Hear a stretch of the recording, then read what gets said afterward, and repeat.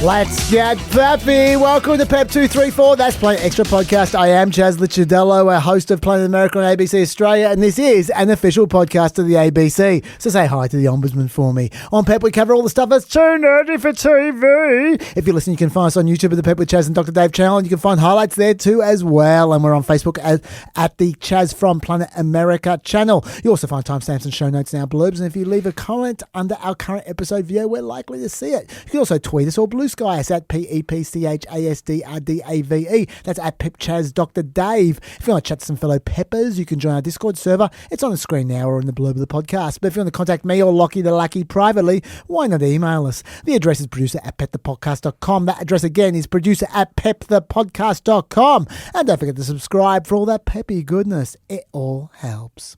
And we're recording this at 2:46 p.m. on Friday afternoon.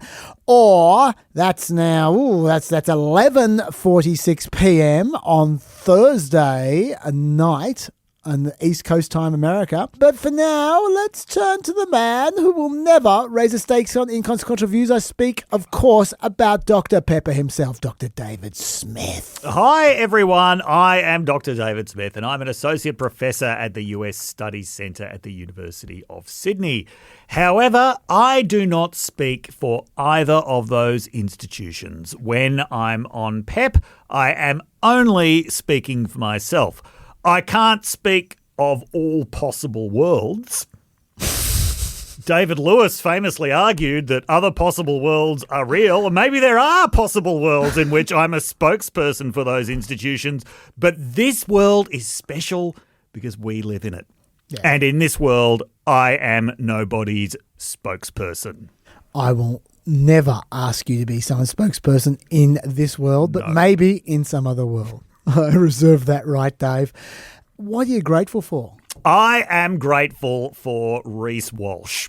Reece Walsh, footballer. Absolutely, yes. Now, I am not a Brisbane Broncos fan, but I always love to see a good NRL grand final, and this one was epic. I was there. It was like a Broncos home game in terms of the crowd. You were at the grand final? I go every year. Oh, wow. Like, the Tigers are never in it. It's great. It's an emotionally free experience. Yeah, it was the most lopsided crowd I've ever seen at a grand final, and it was more lopsided than most regular season home games. And it wasn't the highest quality grand final I've ever seen, but it was epic. And the reason for that is this whole NRL season, no team has played consistently well for 40 minutes in a game. So you always get these games of two halves, and the Broncos in the last few weeks have been winning all the second halves, and that's what they did in the last 3 games that they played this season. Now, what makes the Broncos exciting is this thrilling mix of genius and completely inexplicable moments of irrationality. So, like right in the first 2 minutes, Dean Mariner scored a try and almost ran out the back of the in goal while improving his position to put it down. Right, as Spinal Tap said, there's a fine line between clever and stupid, and Dean Mariner almost stepped on it. But Reece Walsh, I have never seen any player bend a grand final to his will as much as Reece Walsh did. And yes, he was lucky to not get sin-binned fairly early on in the game. I think there was a lot of pressure on him. There was a huge amount of build-up hype about what he would do in the grand final. And everyone was expecting that if Brisbane won, it would be on the back of his attack. I don't think anyone was expecting him to win it, not only on the back of his attack, but also on the back of his defence, which a couple of years ago was one of the things that was perhaps lacking a bit in his game. But he did it. He did it in style. It was an incredible performance to watch. He got his coach to drink out of a small toilet after the game in tribute to one of his TikTok videos. There has never been a player who has been so effective at both rugby league and TikTok at the same time. Many have tried, but only Reece Walsh has succeeded. So I'm grateful for Reece Walsh. How does one source a small toilet? I don't know, but there was one in the Broncos dressing room. How small was the toilet? Oh, like about the size of this mug. Okay, so it wasn't like a kiddie toilet. Like a kindergarten. No, toilet. but, 'Cause that would be someone in the crowd unsavory. did produce one of those while Reece Walsh was doing his victory lap and gave it to him to carry around. I don't know how that got through the security at the Olympic Stadium, but... And you were saying the crowd were more biased towards the Broncos than a normal Sydney game against an interstate team. Yeah, I would say the crowd was about 80% Broncos, 10% Storm, and 10% supporters of other teams because... Grand finals, everyone just wears their team's jersey, whether they're in it or not. So I was proudly wearing my Radisson Main jersey. Of course. But we could see, because there's always there's an end for each team. And as we could see the ends filling up, we're like, that's clearly the Broncos end. And is that supposed to be the Storm end? Because I can see some purple shirts there, but I'm seeing a lot more Broncos paraphernalia down there. I think I would have been a bit annoyed if I were a Storm fan, but there is possibly less sympathy for Storm fans than there is for any other group of people on earth. Is this because Sydney is beginning to develop an actual rivalry with Melbourne, or is it because the Storm always win? No, it's because because they won so much and because they won boringly. Right? That's what people don't like. They've just won historically by strangling the life out of games. Whereas the Penrith dynasty, they won through this utter kind of technical excellence and exquisite control. And Brisbane won through this combination of genius and madness. Sure. So it was quite refreshing to see. Okay, yeah, because is something I think we might have even mentioned this on the podcast before, that in terms of Sydney Melbourne rivalries, usually people from Sydney just prefer Melbourne. As a general rule of thumb, it's a very one-sided rivalry in that it's not that Sydney feel like Sydney people feel superior to Melbourne. They mean quite the opposite. They feel inferior to Melbourne people, generally speaking. And everyone from Sydney is always like, oh yeah, Melbourne's great. Melbourne's awesome. Melbourne's the best. And it was in Melbourne, there's more a sense of, oh yeah, we don't like Sydney very much. And usually the Sydney person will go, yeah, I agree. it's kind of shit. So I was wondering, is that changing? Sydney becoming more parochial? But no, it's just Melbourne Storm. Right, okay, gotcha. Okay, well, I'm grateful for a photographer's been nosy. Okay. Now, this is something that's crept in to American politics over the last couple of years. Right. It's not new. It's happened a few times, but it's becoming an epidemic in the last probably 6 months. It's an epidemic I'm here for, that I love, which is photographers just going out of their way to try and take photos over the shoulders of public figures so you can see their notes. Oh, and you can see their text messages. Okay. I'm glad that you clarified that. And you're not talking about like stalking in something. toilets. No, yeah, I'm not talking little toilets. These photos over people's shoulders can be incredibly revealing. There are actually 3 examples this week. Yes. We saw Marco Rubio's note about the Gaza peace deal, saying that Trump has to go get right away to approve a Truth Social post so he can be the person to announce it first, which is hilarious. That's the note. The note isn't, we need you to sign off on the deal. Yeah. The note was, no, we need you to sign off on a Truth Social post to be the first to announce it. That's the first thing. Another example we're going to get to later on involves Argentina. The one I'm going to mention now, which I loved, was during Pam Bondi's hearing this week in front of the Senate Judiciary Committee. Oh, I haven't seen this one. Oh, okay. Well, do you know anything about that? No. Okay. Well, basically, Pam Bondi, she went out of her way to, this was the most virally attempted effort I have seen in a hearing ever, where she literally, I didn't watch the entire hearing. I watched about probably a third of it to a half of it, I'd say, while I was making notes and stuff. When I was watching it, I didn't see her try to answer a single question from a Democrat. Not a single question. It was always just her acting like a pissed off 14-year-old, just being obstreperous and annoyed, and often just doing clapbacks, which have nothing to do with anything. It goes along with my observation. Most of Trump's cabinet are content creators. That's what they're there for. Yeah. Well, now, not all of them. Like, Rubio is not a content creator except accidentally when he creates the funniest content possible. Scott Bessent is not a content creator, but a lot of like Howard Lutnick's a content creator. Yeah, Doug Burgum is not a content creator. Doug Burgum is not a content creator. Yes. Yeah. But no, you're right. Yes. They are Pam Bondi is all content. Definitely. Yes. Definitely. And she was working overtime in that hearing. Yeah. Like she was purring practically when she was answering Republican questions, but the Democrat question was just immediately going, okay, I'm talking to a person who 18 years ago was involved in a hit and run accident. No matter what they ask, I'm gonna reply with, oh yeah, well at least I was never involved in a hit and run. It was like that kind of thing, right? And it was really quite annoying after a while. Because they're all pre-written lines clearly. Yes, it was very depressing. It got to the point where Adam Schiff just read out all the questions she refused to answer, and it took almost all his time to do so. Like, that was the vibe, right? But one photographer, one intrepid photographer, climbed up over her shoulder and got a glimpse of her notes. All right. And let me tell you, there was no DOJ-related notes at all. These were her notes. 100% pre-written clapbacks. Wow. So this is the Sheldon White House notes. You claim to be a social justice warrior, but you're a member of, etc. You rail against dark money, but you work with dark money groups, etc. And some of those ones written down there she used against him as well. Yeah. Yeah. And I love the fact that her notes were 100% pre-written clapbacks. Thank you very much, Nosy Photographer, for introducing us to that reality. That's what I'm grateful for. I share that gratitude. Yeah. Now, time for just a little bit. Just a little bit.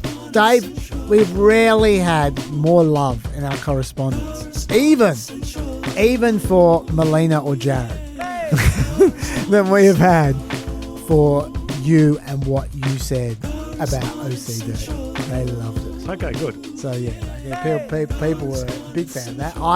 In fact, to the point where I think you should go out of your way to be as insensitive as you possibly can so you can then apologise for it the next week. And people will love you for it. It was good. It was good. And thank you all for being so thankful to Dave. It's good to encourage, they like it to be positive like that too. Because you don't get thanked a lot on the internet, I find. Thankless place. Yeah, and so positive reinforcement is nice. So I appreciate it. Yes. Thank you, Peppers. For I that. really appreciate it. You guys are good like that. But there was one important source of information in the correspondence which I just simply have to back over, even though, as always, I'm just racing to the first topic. Mm-hmm. Furniture flicks. We're asking. I did ask for this. Yes, we were asking for films involving furniture, and the Peppers delivered. Magic Mike returns to stripping to raise money for his custom furniture business. Oh, that is a good one. Yeah. Yeah. So maybe Trump was watching Magic Mike, says Brendan. Mm-hmm. Miss Rainbow says the only one she can think of is, of course, I didn't think of this on the spot, Beauty and the Beast. Oh, yes. The dancing, singing furniture. Yeah. It's a great call. Chimentic, let's call you Chimentic. Mm-hmm. On movies about furniture, all I could think of, once again, we should have thought of this, Dave. The Lion, the Witch and the Wardrobe. Oh, yes. In fact, C.S. Lewis had a thing about furniture because he also did the silver chair. Yeah. And Kai Mentum said he could just imagine Trump loudly commenting during the movie about how the chair should be gold. The band Silverchair named themselves after that book. Really? Yeah, because they thought that their previous name wasn't cool enough. What was their previous name? I don't know, but how uncool would it have to be for a book from the Lion, the Witch and the Wardrobe series to be cooler than it? Well, if they're going to call themselves after that series, it's a lot better to call themselves Silverchair rather than Prince Caspian. Yeah, I was about to say exactly the same thing. I gotta say, like, Voyage of the Dawn Treader could totally be a prog metal band from the 70s. That is a good call. But no, yeah, Prince Caspian would be a very bad band name. The Magician's Nephew could be a rapper. Yeah, I guess. Not a very good one. Sort of a white novelty rapper. We should let's probably move on before we go through every single one of C.S. Lewis's books. But I do need to update you guys on the Pharma thing from last week. Remember my provisional grateful from last week? Oh, yes, yeah. Has this already come back to bite you in the ass? Yeah, well, look, I wouldn't say bite me in the ass. I am withdrawing my provisional grateful. Okay. It no longer applies, but because this is...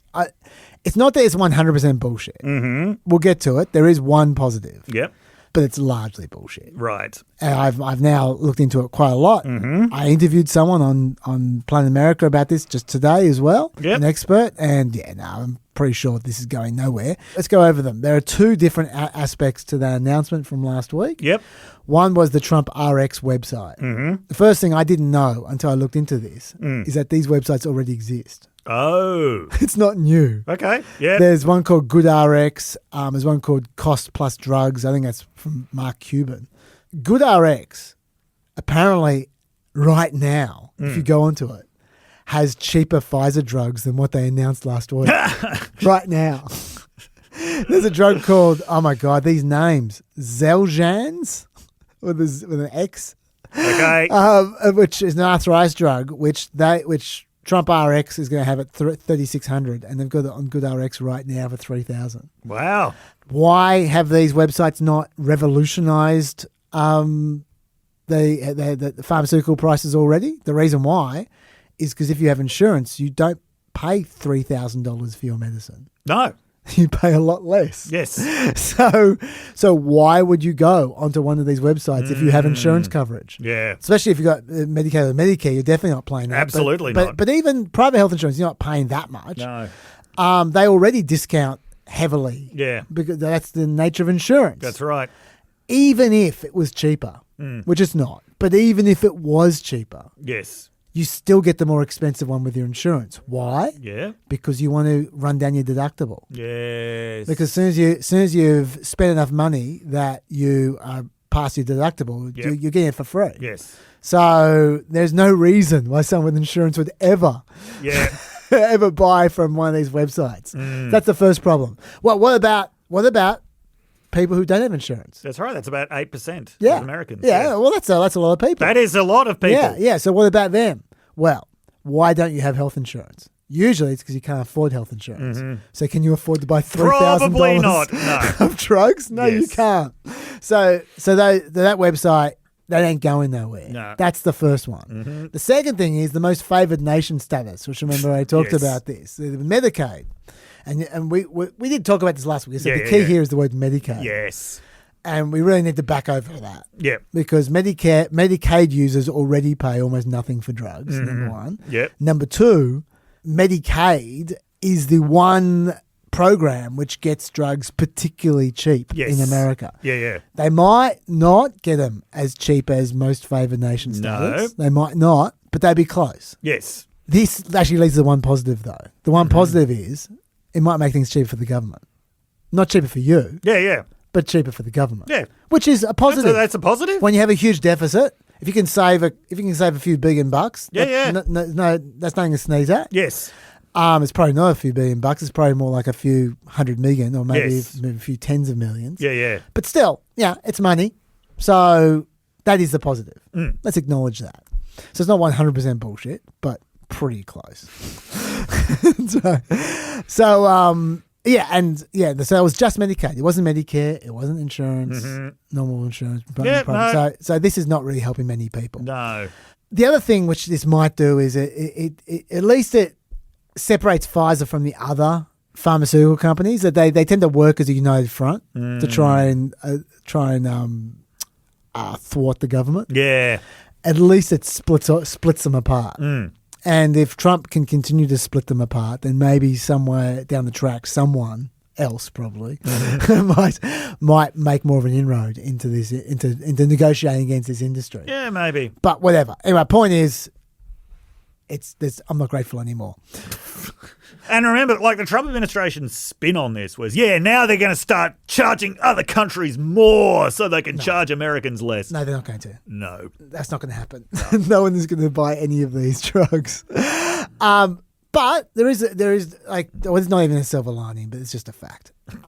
One bit of good news. That could be the tagline of this show. Yeah. Not even a silver lining. Just a fact. Just a fact. That at least the Trump administration isn't sabotaging what Biden did. which is actually something. Right. Okay. The Medicare initiative. Yeah. I mean, they've sabotaged a lot of what Biden That did, is true. but they've left this alone. In fact, ironically, on the very day that they announced the Pfizer deal, they also announced the new Medicare drugs. Yes. That they're because every year there's another 10 or 12 or whatever. Yep. They announced the next batch, but just got no publicity whatsoever because they didn't want to publicise that. Yes. They wanted to publicise this new Pfizer announcement. And that Medicare plan, the Medicare reform has saved about 22% on the drugs selected for the program. Yes. Yep. For actual people. Yes. So that's good. Yeah. Okay, so there's that. Anything you want to add on that, Dave? Not on that, but I've got some correspondence on another issue. Please, go for it. Okay, so this was about the Hegseth speech. Yes. And we got this piece of correspondence from Mike Gordon that I am going to read out. He says, I was an officer in the Royal Australian Navy for 20 years, and he said, Hegseth clearly has obvious flaws in terms of personality, conduct, and priorities, and he is playing to a Fox News audience. Notwithstanding this, the topics he covered in his speech make sense when you recognise that his frame of reference for the military is his time as a relatively junior officer. So the problems he has identified are the sorts of issues that a junior leader has to deal with, especially in the army. Essentially, his viewpoint is of someone at the tactical lowest level, and he has transposed those issues to the strategic highest level, likely because he doesn't have a grasp of the sorts of problems he should be dealing with as the Secretary of Defence. To use a crude metaphor, imagine Hegseth worked at McDonald's. His experience was cooking burgers while he was employed, and after his stint as media personality, he has made the CEO of the company. With his frame of reference, burger cooker, he would see that the biggest problems that need fixing as better grills, flippers, and burger recipes. The generals in this metaphor would be the board of directors, who should be concerned with franchise agreements, marketing, expansion strategies, etc., and he's telling them that they need to focus on the grills. In using this metaphor, I can almost hear Dr. Dave interjecting that McDonald's wouldn't hire someone with a history of alcoholism and domestic abuse. Mike, you know me too well. And he says, segments of the military may applaud his speech, particularly amongst some of the junior ranks. I can, however, only imagine how destructive to morale this will be to the majority of the US military, particularly amongst anyone who doesn't fit his image of a warfighter.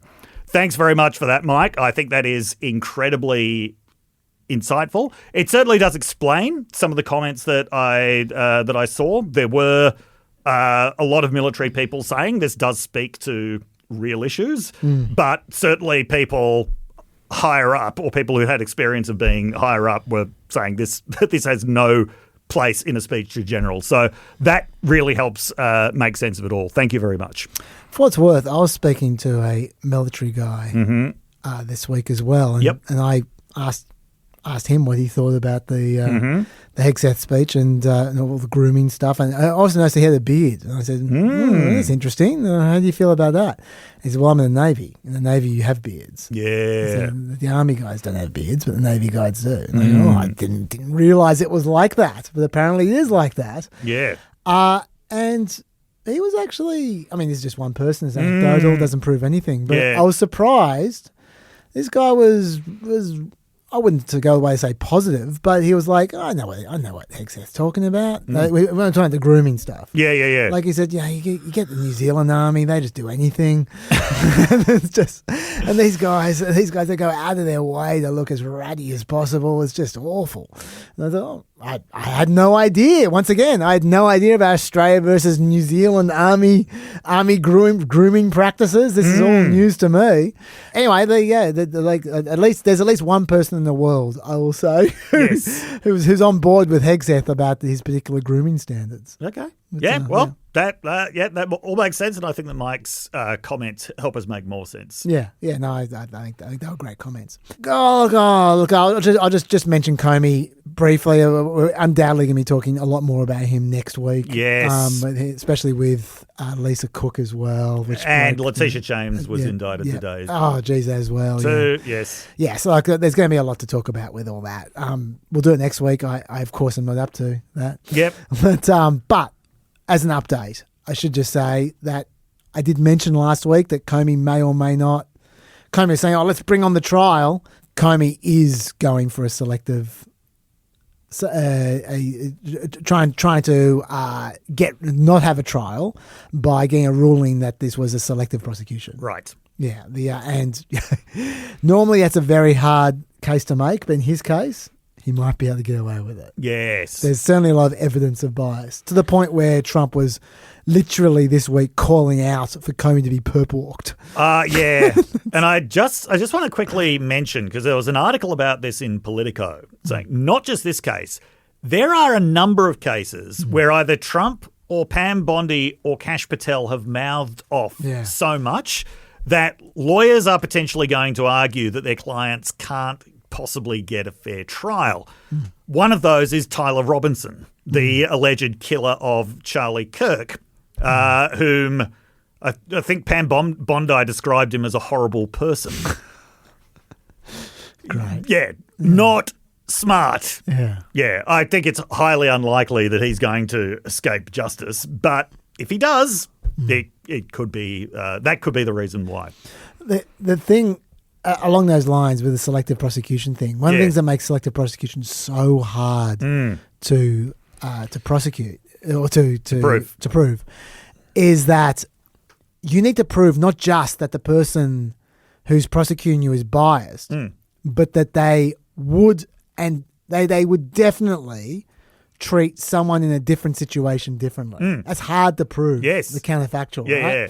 But in this case here, Trump has just handed Comey a gift by arguing that Roger Stone, he's like perp walking, going, Roger Stone was perp walked, they have exactly the same situation. They've got exactly the same case. You go, hang on. So you, Trump, are stating on the record that you were of the opinion that Roger Stone and James Comey have exactly the same case. Yet you pardoned Roger Stone. You did. And you want James Comey to be perp walked. You are, in that one tweet, you are proving the case for selective prosecution in a way that would normally be impossible to do. So good job. So we'll see if we'll see what happens. But they're going to take a run at it. Yes. If not, the trial is in the first week of January. But yes. We'll be talking more about that next week. You got anything to say about this before we move Not on? about this, but I do just want to say something else that we're going to leave until next week is the Gaza hostage deal. Yes. Now, the reason for that is at the time that we are speaking, so the news has been out that there is, a hostage deal, a hostage for prisoner deal has been agreed to. There's been a lot of celebration of this fact. Israel's cabinet, I just saw, has agreed to the framework. But the actual details are still really, really unclear. Yeah. And so the hostages may well be returned this weekend, hopefully. But we're going to wait to deal with this because other than that exchange, which still hasn't happened yet, we don't know any of the other details. We don't know what parts of the plan have been agreed to or not. So, yeah, we're not going to talk about it yet. We love to have detail to talk about on PEP. We just don't have that yet. Yeah, what we try to avoid on PEP, we give you 3 hours a week. We try really, really hard for that 3 hours to not just sound like the news. Yes. We try and give you something different. Yes. And right now, we just sound like the news. Yeah. So let's not bother. Next week, we'll give you plenty of stuff you haven't heard on the news. That's right. Now let's do the opposite of that, Dave. Rather than talking about late-breaking news, let's talk about ancient news. Eric Adams. You want to talk about last week? Eric Adams. Okay, for those of you who haven't heard, Eric Adams finally dropped out of the New York mayoralty race. Yes. Some would say several months too late. Yes. Now, there was talk a couple of months ago that maybe the Trump administration would offer him a job, something in housing and urban development.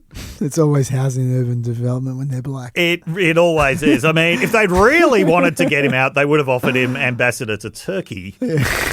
But that already went to Tom Barak, who's one of the wealthiest real estate magnates in the United States, old friend of Trump. So, yes, housing and urban development it was. Anyway, he is out of the race now, and as soon as he dropped out of the race, he went to Albania. Close to supposedly to discuss tourism opportunities or like I assume by tourism opportunities, not just talking For about him. his own For him. his own tourism opportunity. But anyway, so he is out of the race. What effect has this had on the race? That's the question, isn't it? So Quinnipiac's September poll, before he dropped out, showed Zoran Mamdani on 45%, Andrew Cuomo on 23%, Curtis Sliwa, the Republican candidate, on 15%, and Adams on 12%. So with Adams gone, and I will just note, he's left it so late that he still will be on the ballot. So you know he's still going to get a few What an percent, idiot. but he's not in the opinion polls anymore. Now it's Mamdani 46%, Cuomo 33%, Sliwa 15%. So Cuomo has picked up most of the Adams vote, but it is still well short of where Mamdani is. Now, in terms of the caveats on polling, it's a lot more complicated than normal polling. I mean, polling a mayoralty race in a city is a very complicated thing in terms of getting the properly representative sample, working out the turnout model, reaching hard-to-reach voters. All of that is even more complicated when you're looking at a city. And you've also got to keep in mind the ranked choice voting system, which introduces an element that American pollsters aren't really used to working with in their polls. So what I'm saying is I don't think it's out of the realm of possibility that Cuomo could still win. But when you look at the primary polling, that did not overestimate Mamdani's vote. That actually, most of it underestimated Mamdani's vote. So Mamdani, with that lead, would be the very clear favourite in this race. And apparently most of the people who were polled said that their minds were already made up. Yeah, I would be expecting Mamdani to take that out. Do you have anything to say about Eric Adams's time? Someone once referred to him as a sentient Livestrong bracelet, which I think is a good description. The Washington Post, just in an illustration of how far down the toilet their op-ed page has gone, they had an editorial called The Tragedy of Eric Adams. The tragedy. Oh, he promised so much when he was elected in 2021. And, yes, he had some corruption scandals, but he semi-addressed the rat issue, apparently. Yeah. If we've got any New York peppers, I would like to know, did Eric Adams address the rat issue? Because I think that was going to be the whole basis for his re-election. Yeah. The fact that they designed a new type of bin that was more rat resistant. I know he did. I know he did housing reforms. Not that anyone cares about that kind of stuff, but I do. You get cheaper houses. That's a good thing. If we don't have any New York peppers, Dave, when I go to New York, I'm actually doing a rat tour. Yes. Really? Yeah, you can pay like $40 and someone will tour you through all the best rat spots in the city. Do some vox pops with the rats. Yeah. No, but I thought his mayoralty was a clown show from beginning to end. It was very clear that he was yet another New York mayor who saw this as a launch pad to the presidency, supported in that ambition by none other than Nate Silver. He was the whole, I'm the tough cop and the rest of my party is too soft on crime. Predictably tried to take credit for the post-COVID reduction in crime that was happening everywhere in the United States. Very big on self-publicity. I mean, yeah, I suppose fair enough, he's the mayor. But he was doing it by coming up with these statements that he thought sounded really clever. Like Defector had this article on this thing that he kept repeating, this inspirational phrase. Let your haters be your waiters when you sit down at the table of success. Yeah, let your haters be your waiters at the table of success. I was trying actually just in my own head just make sense of that. Yeah. So you're at the table of success. Yeah, yep. And the people who hate you are going to be your waiters. They're going to supply you with stuff? With hate, probably. Sounds unpleasant to me. Okay. Yeah, all right. We've probably done Eric Adams. Yep. I haven't done these for a while, so I'll try and ram a couple through here. They're not dazzling, but, the stats nuggets. We're back to our shutdown, so I thought I'd do a bit on the federal workforce. Federal, state, local government employees combined in America make up 14.6% of total employment. Yes. But that is below the OECD average by quite a lot, 18.4% OECD. Yes. France is 20%, Canada 20%, UK 17%. The country closest to America, Australia. That doesn't surprise me at all. 15%. And by the way, if you're wondering about the breakdown of that 14.6%, it's 12% is state and local government. 2.6% is the federal workforce. Yeah, I was going to say, I was going to say 88% of government workers. Yes. That's my next fact. 88% of all government workers are for state and local government. Yes. So that's 20.6 million government workers are for state and local government, whereas excluding the military, only 2.9 million work for the federal government. If you exclude postal workers as well, that's 2.3 million work for the federal government. And it's been that level basically since World War II. It goes up and down marginally, but it's pretty much the same. One day in Ann Arbor, I saw a postman wearing shorts in weather that was minus 26 degrees Celsius. Wow. And he was wearing shorts. Why was he doing that? Because he's a postman. But I don't understand. This guy's probably worn shorts basically every day of his working life. Does he not? Just because it gets a little bit chilly. Yeah, okay. Yeah.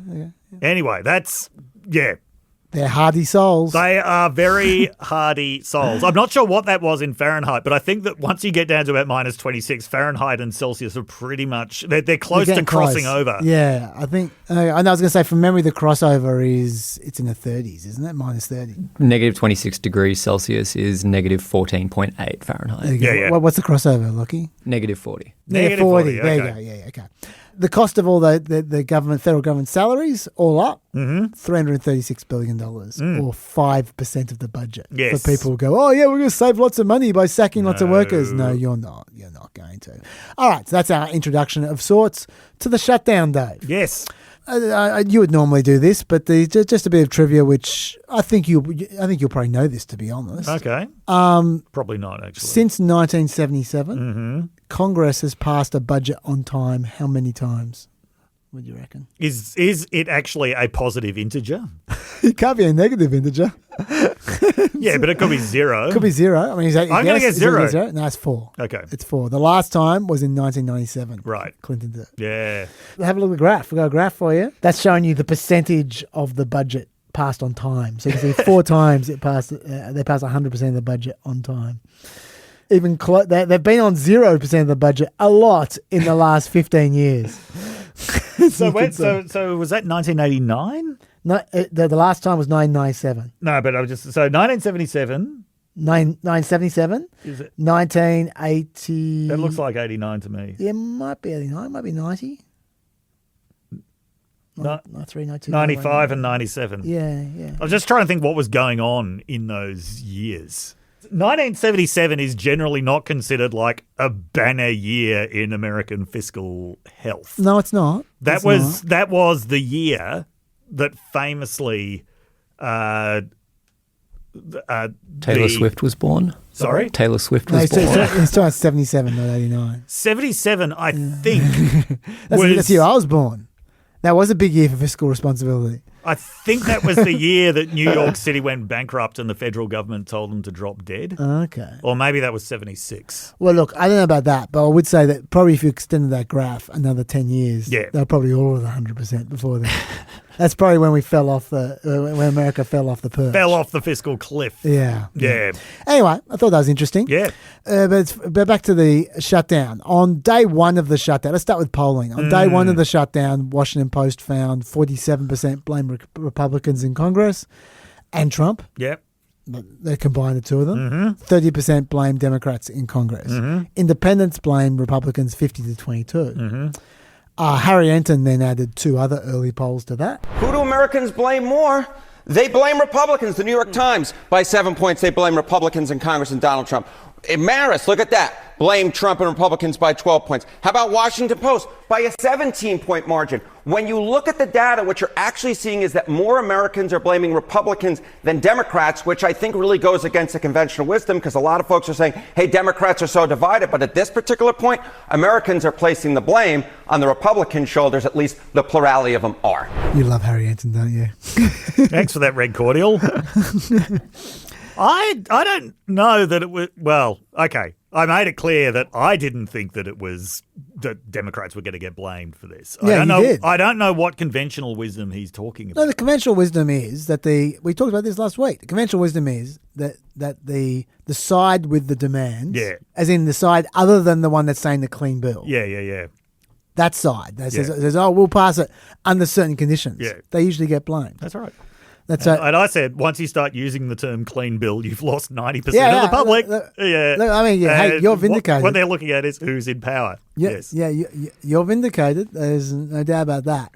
But also, since then, this has continued. CBS poll on day 3 found 39 to 30 were blaming Republicans. The Economist poll on day 6 found 41 to 30 were blaming Republicans. So far it's working out for the Democrats. It might be because of what you said last week. Maybe. I'm not saying I disagree with you, because I think I thought your logic was sound then. And I still think it's sound. But I think there's another reason. Oh, what's that? And I think this could be the more important reason. And that is, I think, there's actually a number of reasons. Yeah. First of all, I think the Democratic base has changed. In that what the Democratic base used to want from shutdowns is not what they want now. Yep. And they contribute to these polls. They do. Once again, let's go back to our old buddy Harry Anton, who called Red Cordial. He talks about it. You go back to 2013, just 18% of Democrats said stand on principle. The vast majority, 76%, 3 in 4 Democrats said compromise, no shutdown. Look at this side of the screen. Look at this percentage that said stand on principle back in 2013. It was 18%. Now it's 47%, more than double. In fact, nearly triple the percentage of Democrats now say stand on principle as compared to 2013. We see a much more even split among Democrats. The 52% who say compromise, no shutdown, the 47% who say stand on principle, within the margin of error of each other. What we're seeing is a Democratic Party that is much more so than ever before saying, you know what, let's shut down the government, even if it means no compromise, so that we can stand on principle. Look, I'm glad that Harry Anton's doing this job, because can you imagine what he'd be doing otherwise? Infomercials. You're probably right. My God. But I think that's a fair point that he's made. Yeah. The expectations of the Democrats. I'm sure it was a fair point. I wasn't really listening. paying attention. Yeah. Okay. All right. Also, I think the Democrats have made some clever tactical decisions. Okay. Number one, we did discuss last week, they had to have a shutdown. Yep. Because in March they got absolutely destroyed by their own base because they just conceded to Trump. Mm-hmm. And now Trump is 11 points underwater in polling as well. So they really just can't let that go. There's blood in the water for them. The question was, what was their logic going to be for why there should be a shutdown? And I'll quote Matt Glassman, a Georgetown professor who writes a lot about this topic. The party trying to leverage a shutdown, this is the conventional wisdom you're talking about. The party trying to leverage a shutdown doesn't get the other side to the bargaining table. Instead, the other side simply demands an unconditional reopening of the government while pointing out all the ways the shutdown is hurting defence, federal workers and people trying to go to Yellowstone. Public opinion turns against those trying to leverage a shutdown and they eventually cut a face-saving deal. Every party seems to think they can win the public opinion battle, but as far as I can tell, no one has ever achieved it, is what Matt Glassman said. There's a conventional wisdom. And at the same time, Mike Johnson was shrewdly keeping the House out of Washington to build pressure on the Democrats. Because it meant literally the only possible option to end the shutdown quickly has been Senate Democrats caving. Yep. Because the House Republicans aren't in Washington to negotiate with. Yep. Actually, a little side. Let me ask you a question on this before I keep on going on this. Yeah. Some have said Johnson is keeping the House out of session not for those tactical purposes, but just to stop Adelita Grijalva from being sworn in as the 218th signature on the discharge petition for Epstein. And so therefore, as soon as she's been sworn in, she will then sign the Epstein discharge petition, and then they will get 218 votes. and they will force a vote on the Epstein files, releasing the Epstein files, and then that will go to the Senate, which the last time they voted on it was 49-51. So there'll be a huge amount of pressure on the Senate to vote that way, and then there'll be a huge amount of pressure on Trump. What do you think? Do you think that's the reason why Johnson's doing it, or do you think it's just for tactics for the shutdown? Look, I think that what you've just mentioned is his bigger headache. But there's no way I could see him delaying this forever. No. What, trying to delay it until the next election? Yeah. Look, my personal view is that if I'm the Epstein people, I'm not wanting to do this during a shutdown anyway. No. I'd want to get full attention on the Epstein issue. Like, so if I was them, even if Grijalva was sworn in, I wouldn't be doing the discharge petition until they're back, personally. No.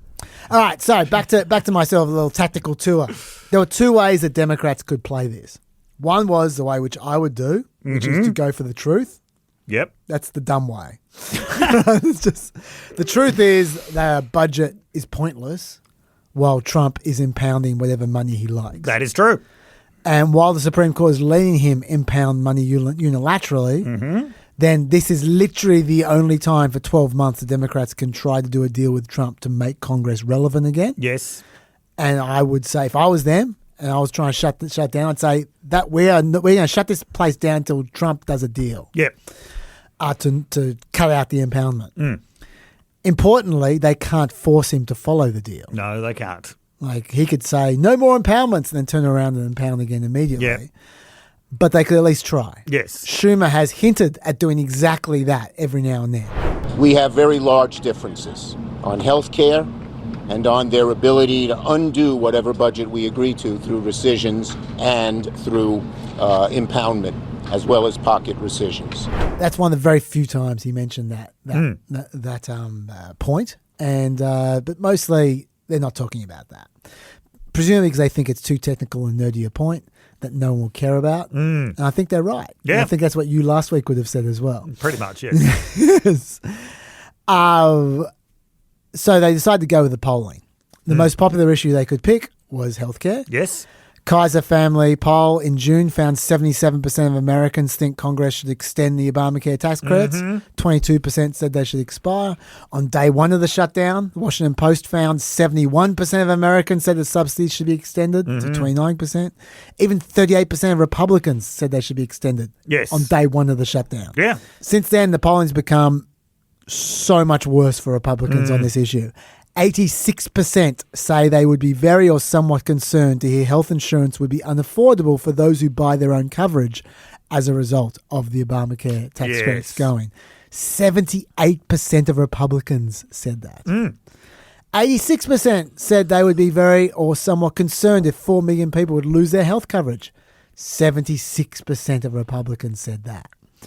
So Democrats have gone all in. They're claiming 24 million Americans are about to see their health insurance premiums double on average because Obamacare subsidies have been extended. That's true.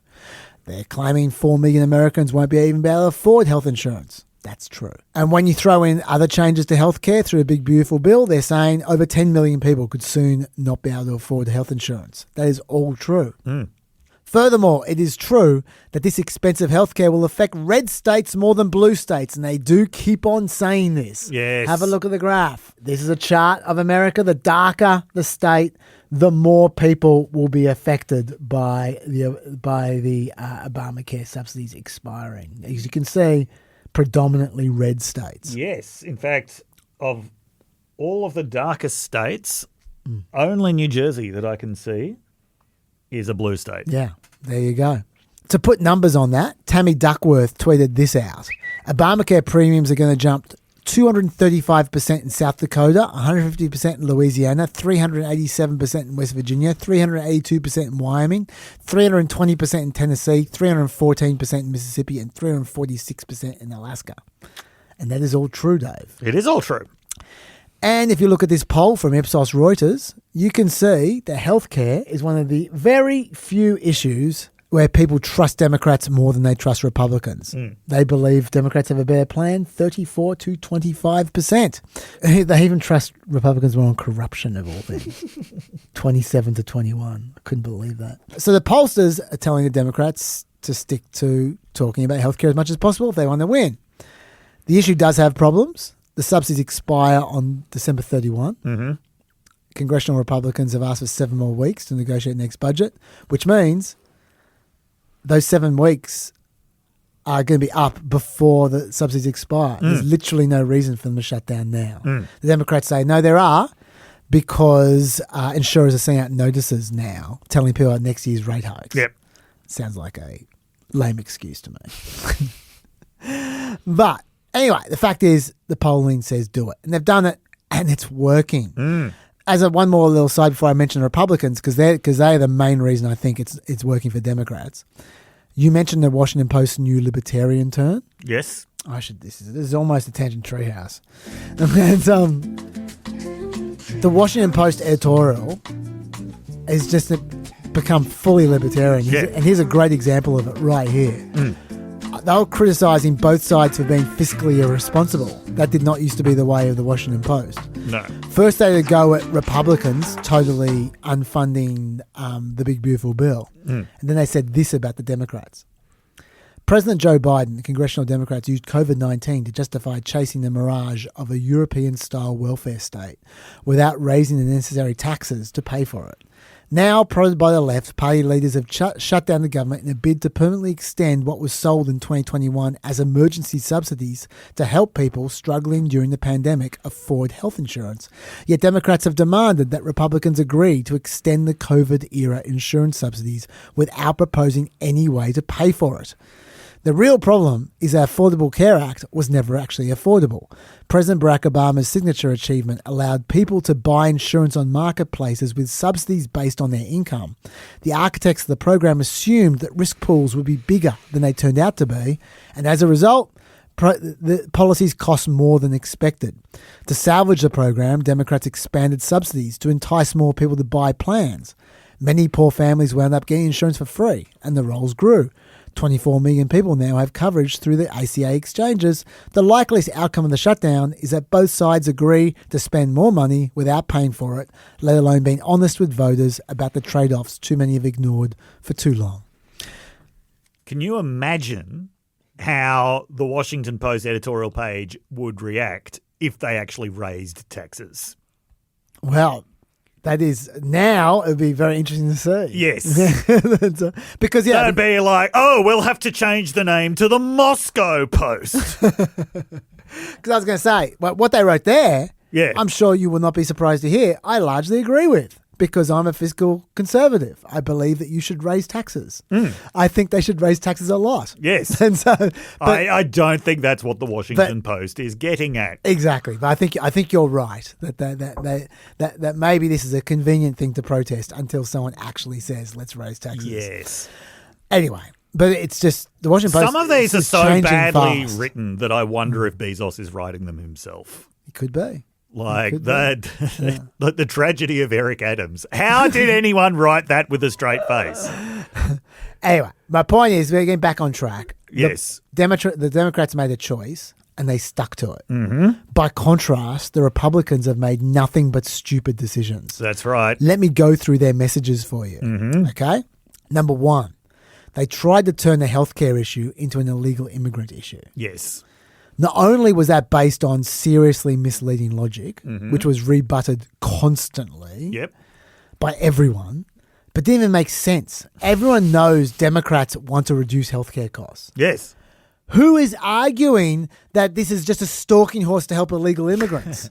Everyone knows the Democrats are obsessed with cheap healthcare. They have been for decades. That's true. It doesn't ring true at all. This is just about helping illegal immigrants. That's true. I mean, to make a point that I've made before, John Dingell, who was my member of Congress when I lived in Michigan, I mean, maybe not mine because I couldn't vote, but, he represented my district in Michigan.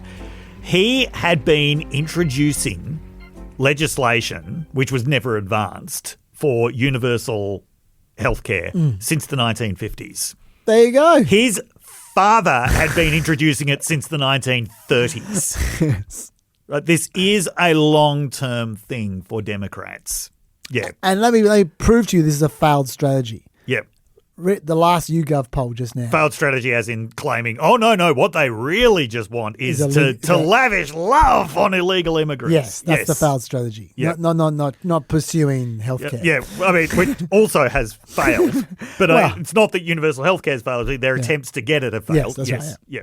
Latest YouGov poll. 61% think Democrats are more interested in extending Obamacare subsidies. 13% think they're more interested in giving free healthcare to illegal immigrants. 61 to 13. Even Republicans 13. say 45% Democrats are more interested in extending Obamacare subsidies. Yeah. 22% say they're more interested in giving free healthcare. They can't even convince Republicans of this line. So failed strategy. That's their first message of the shutdown. Yes. The second message of the shutdown is that we should trivialize the shutdown with memes. Yeah. That's their second message. Of course. It's just a big joke. I'm Let's have a surprised laugh. that wasn't number one. So Actually, given that this is what most of them know how to do. I mean, we've all seen the sombrero memes by now. Here's an example for you. It's a disgusting video, and we're going to continue to make clear bigotry will get you nowhere. We are fighting to protect the health care of the American people in the face of an unprecedented Republican assault. Does that make sense to you? No. No, it doesn't. It doesn't make any sense to me either. They've just been adding sombreros and Mexican music to Hakeem Jeffries and Chuck Schumer and Nancy Pelosi. It's just this. I did see JD Vance talking about it. Yeah. Oh well. Let's play JD Vance talking about it because he was asked about it. Yes. He thought it was hilarious. What message does that send? Is it helpful to post pictures of Leader Jeffries in a sombrero if you're trying to have good faith talks with him?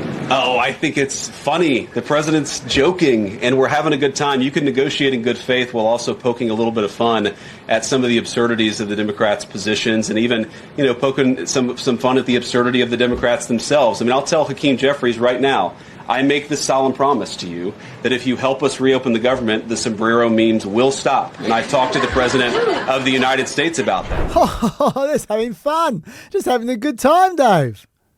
That was the most forced smile I have ever seen. Like, which personal coach was it who had the responsibility of telling? Now, when you're talking about Mr. Trump making something funny, big smile. Big smile. Say, we're having fun. Yeah. Yeah. Yeah.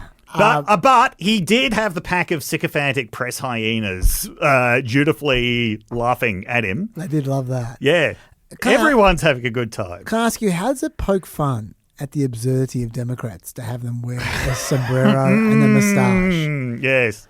I don't understand. This is the thing. I actually don't even get it. Those memes. Oh, Lockie's got theory. I actually do genuinely think I get it. Explain it to me. Not that it's funny. Explain it to me. No, it doesn't have to be funny, but just explain the logic to me. My thoughts are the Republicans' point is they're trying to get healthcare to immigrants, illegal immigrants. Mm-hmm.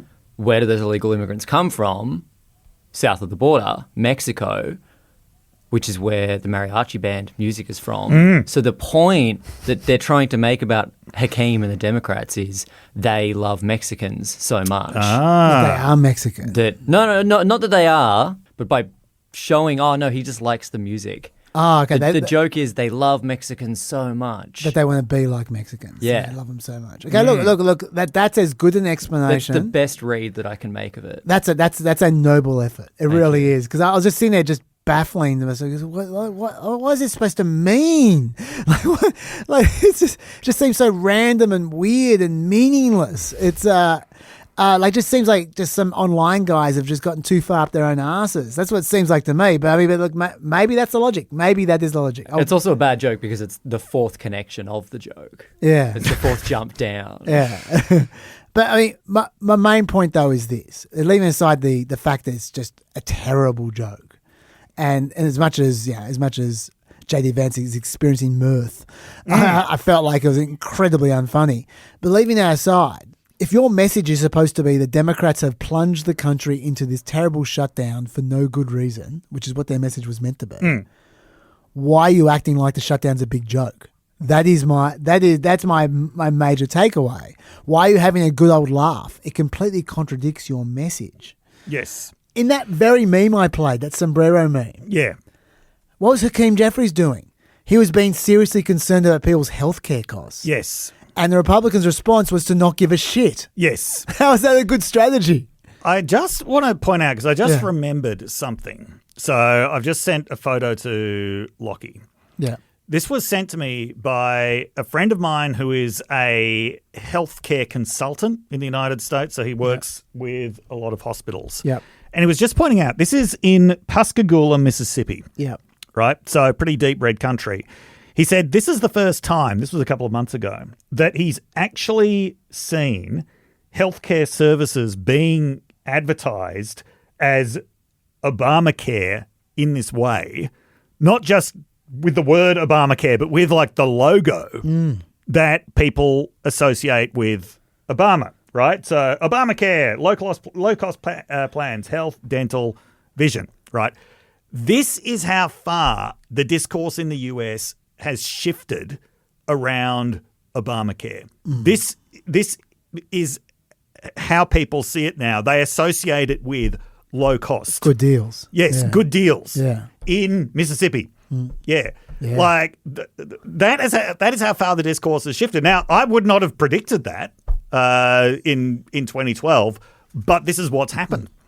And when the discourse has shifted that far from underneath you, this is not going. When Democrats have seized on this as the message. Once again, just think about how remarkable it is that now you can use Obamacare in this completely positive way. Talk about extending Obamacare subsidies, even though you're talking about a subsidy that first came into existence in the 2020s. Republicans lost that discursive battle a long time ago. And now is not the time to be making jokes about it. Yeah, in the meantime, they're laughing at it. Yeah. Now, you might say that's not Republicans doing that. That's randos on Twitter who make these memes. But not only does Trump retweet them all, but J.D. Vance was claiming credit for it. I was going to say, they made the Sombrero thing their main message for a few days. Have a look at this. If you've never been in the press briefing room, for those who haven't, there are loudspeakers overhead so you can hear announcements or what's being said, or if there's an event going on with the president in the Rose Garden, for example. They were playing that mariachi music as well over the loudspeakers for all the press that was coming in and out of the White House today inside the press briefing room. It just kind of gives you a window, John, into how they're dealing with this and how they believe they have the upper hand when it comes to the messaging here. So they were playing it on a loop on the loudspeakers. So they believe they have the upper hand when it comes to the messaging here. It's just so dumb. This is because they're only talking to their reply guys on Twitter. Yeah. Hang on, we're not finished. Yeah. That was a second message. So we've got two messages so far. The illegal immigrant one, and we got the whole thing's a big joke message. Yes. Yep. The third one is Russell vote is going to hurt you. That's the third message, right? The head of the Office of Management and Budget, his job is to manage the shutdown. From the beginning, his messaging has been, I want to hurt workers as much as I can to punish those workers for the Democrats embarking on this shutdown. The very first thing he did was freeze New York infrastructure despite Chuck Schumer. The next day, he cuts $8 billion in clean energy funding in 16 states that voted for Kamala Harris. Yep. And then there was all talk of sacking people. Carolyn Levitt said, we believe the layoffs are imminent.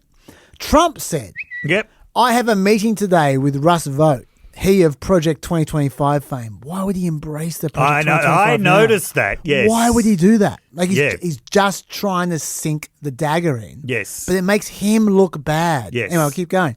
To determine which of the many Democratic agencies, most of which are a political scam, he recommends to be cut, and whether or not those cuts will be temporary or permanent. I can't believe the radical left Democrats gave me this unprecedented opportunity. And so Karen Levitt was then asked if Trump was for real with this, and she said this. Is that real, or is that a negotiating tactic? Oh, it's very real. And the Democrats should know that they put the White House and the president in this position. And if they don't want further harm on their constituents back home, then they need to reopen the government. It's very simple. Pass the clean continuing resolution, and all of this goes away.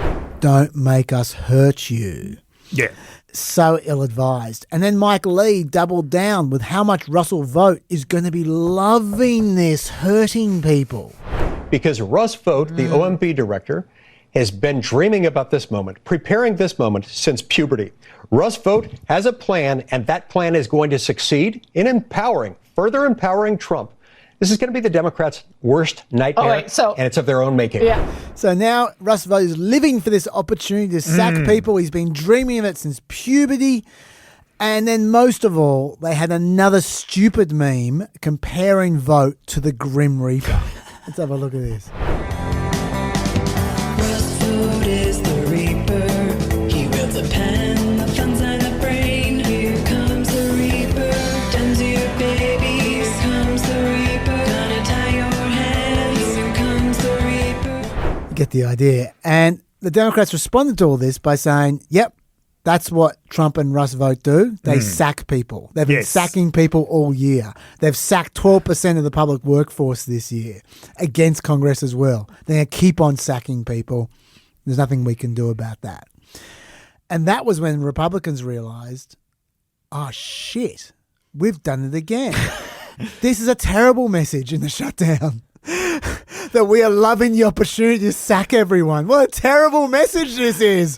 So they just started backing away as fast as they could. We turned online sociopathy into the entire identity of our party. And gee whiz, it's backfiring. Yeah, they're just peddling as hard as they can. Look at Carolyn Levitt now just trying to take everything back as fast as she possibly can. You just said this is an unenviable choice, that this is an unfortunate consequence. But the president has described this as an unprecedented opportunity to lay off additional workers. He's posted a video likening Russ Vought to the Grim Reaper.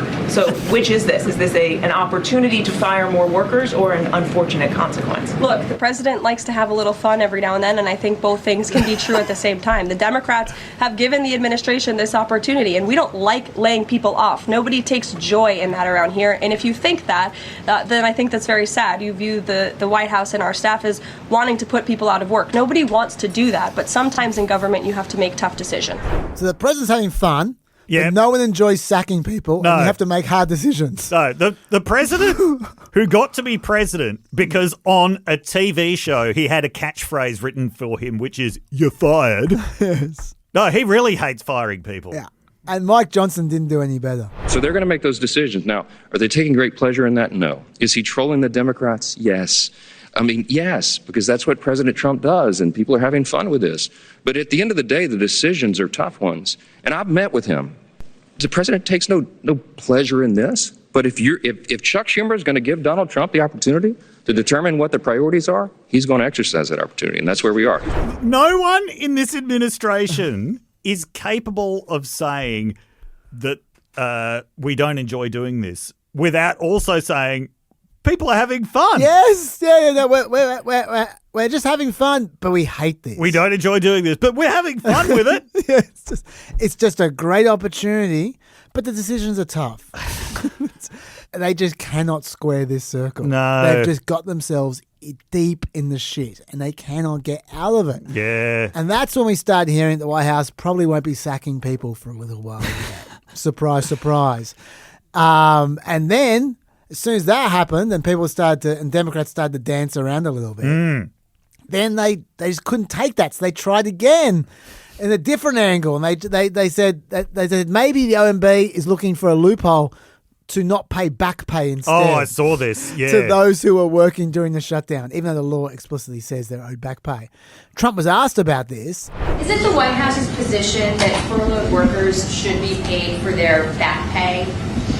I would say it depends on who we're talking about. I can tell you this, the Democrats have put a lot of people in great risk and jeopardy, but it really depends on who you're talking about. But for the most part, we're going to take care of our people. There are some people that really don't deserve to be taken care of, and we'll take care of them in a different way. And a follow-up? Why do you say some federal workers should not get their back pay? Why do you say some? Well, you're going to have to figure that out, okay? Ask the Democrats that question. So here we have another example of, I'm going to punish you, and it's all the Democrats' fault. Yeah. And he's basically saying, yeah, we're going to look after some people, but not others. Like, who are you saying you won't look after? Oh, you'll have to ask the Democrats about that. Terrible messaging, Dave. Terrible. So we got really is bad. 3 totally different messages, all of which completely suck. Yes. While the Democrats have been talking about nothing but how they're trying to reduce healthcare costs, which is the best polling thing they can be possibly talking about. And I haven't even gotten into Trump tweeting out shit like the Democrats are the party of hate, evil, and Satan. I haven't even gotten into that. Trump was so unhelpful during the last 2 weeks with just all the crap he's been tweeting out. That even Mike Johnson seemed to be implicitly acknowledging that he's just losing his marbles. Have a look at this. The president is unhinged. He is unwell. What are you doing? A lot of folks on your side are too. I don't control. Oh my God, please. Two. A lot of folks on your side are two. Am I crazy? Mike Johnson he's just said that president is unhinged. I mean, the most shocking part of the photo that was captured of you've got to approve this Truth Social post was somebody's approving these. Yeah. Well, like someone is Trump. There's some kind of sort of process going on here. Yeah. Anyway. So that took me a while to get through, but I think that's my magnum opus about the shutdown. I think that you're absolutely right. I mean, the other thing about Republicans usually getting blamed for shutdowns is part of that is because they're the anti-government party. Yeah. They've positioned themselves as the anti-government party. Especially this time. They're, the fullest kind of anti-government instincts have been on display. And a lot of what bore Trump to power was that people believed, generally incorrectly, that he was rejecting this kind of Republican Party economic orthodoxy. That he was rejecting all of the attacks on government and that he wanted to see Americans employed rather than unemployed. And at the moment, he's just giving everybody reasons to think, no, he's actually an incredibly typical Republican when it comes to this stuff. Yeah. By the way, just in terms of polling, Kaiser, just before the shutdown began, 61% of Americans were still not yet aware of the looming Obamacare increases before the shutdown. Yep. But when they were told about it, 78% said the subsidy should be extended, including 57% of MAGA supporters. Wow. So there we go. And here's the ultimate indicator, by the way, that Republicans have lost this fight. They're trying to steal the Democrats' talking points. And we are bringing ideas forward to make sure that we reduce the cost of health care, expand coverage and accessibility, and quality of care. The president is laser focused on doing that. He wants to be the healthcare president, as he is for all these other matters, and he's the one to do it. So we have lots of ideas. Well, let me look right into the camera and tell you very clearly, Republicans are the ones concerned about healthcare. Republicans are the party working around the clock every day to fix healthcare. This is not talking points for us. We've done it. The president is laser focused on healthcare. You can tell. Laser focused, yes. You can tell that, by the way, he's never mentioned it ever. Never once.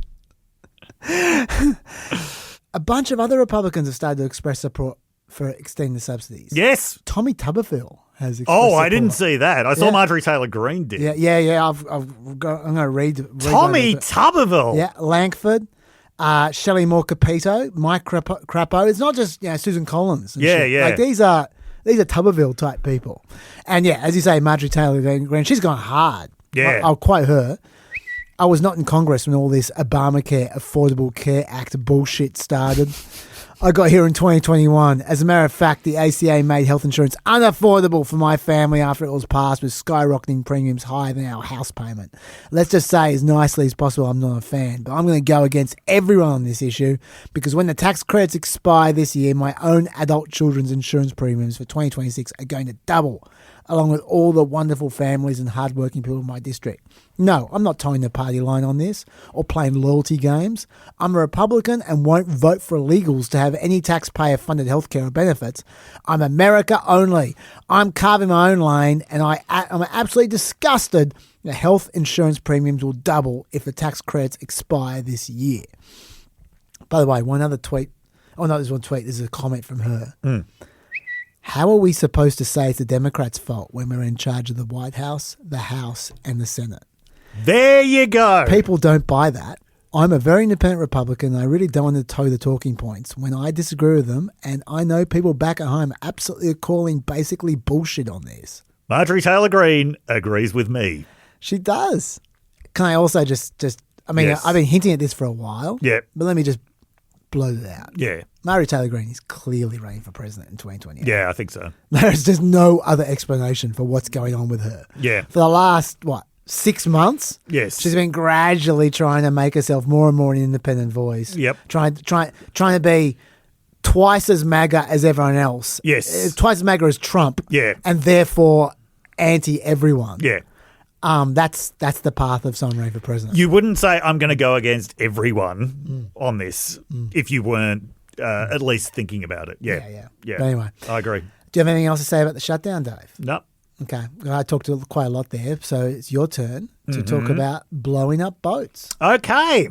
So I think that the last time that we talked about the United States government committing murder in the Caribbean, it was 2 boats. Now it's 4. Maybe. Might be 6. Trump's been a bit loose. Yes. Yes. At least 4. Let's say, 4 with an estimated death toll of 21. Yes. Yeah. So this week it has emerged that the United States government has a confidential legal brief from the Office of Legal Counsel. Let me just read this out. Please.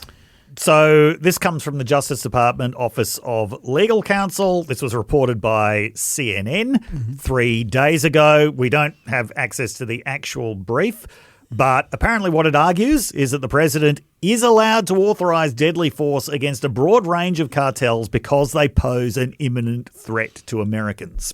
Okay. And the CNN story says the list of cartels goes beyond those the administration has publicly designated as terrorist organizations, like the Tren de Araguas of the world. People familiar with the opinion say it's very extensive. And the report goes on to say the opinion is significant because it appears to justify an open-ended war against a secret list of groups, giving the president power to designate drug traffickers as enemy combatants and have them summarily killed without legal review. It's been pointed out those powers are more extensive than the powers that were granted to the president by Congress under the banner of the War on Terror. So you've got a secret list of drug traffickers. Yep. There's not any mention of any criteria that limit that list. Yeah, a list that could grow. Yes. Yep, or shrink or whatever. Yep. Yeah. And the president is authorized to kill them as unlawful combatants. Yeah, also, if they're unlawful combatants, then that also means that not only can you kill them even when they pose no threat at all. Yes. But also you can detain them indefinitely. Yes. Without trials. Yep. And you can prosecute them in military courts. Yeah. So this is how they are getting out of the idea that what they're doing is committing murder. This opinion from the Office of Legal Counsel, which, by the way, that cannot be overridden by any Pentagon lawyer or anything like that. And it's also been reported that everyone else within the Department of Justice or within the whole legal apparatus of the government is quite afraid to offer a dissenting opinion at that point. Of course they are. Right? So we now have a legal justification for this. It's bullshit, but this is the legal justification that they're operating on for why this is not murder. The ramifications of this... It's not murder. It's self-defense, Dave. Yes. They're literally calling it self-defense. Yes. Yeah. And they're saying that the drugs that are being transported constitute an armed attack against the United States. That's right. So Trump claimed that on the last boat that was sank, there was drugs that could have killed between 25,000 and 55,000 Americans. So they're weapons. Yes. Those drugs. Yeah. Even though people are willingly buying them. Willingly buying them and willingly self-administering them. Yes. Yes. Yes. A few things I want to unpack. But the first one is that one theory about all this is, right, because we've only seen this targeting Venezuelan boats or boats that are believed to be Venezuelan. Well, you say that. The last boat, the fourth boat, They didn't say it was from Venezuela. Ah. They didn't say it wasn't from Venezuela. Yeah, yeah. They just didn't say anything.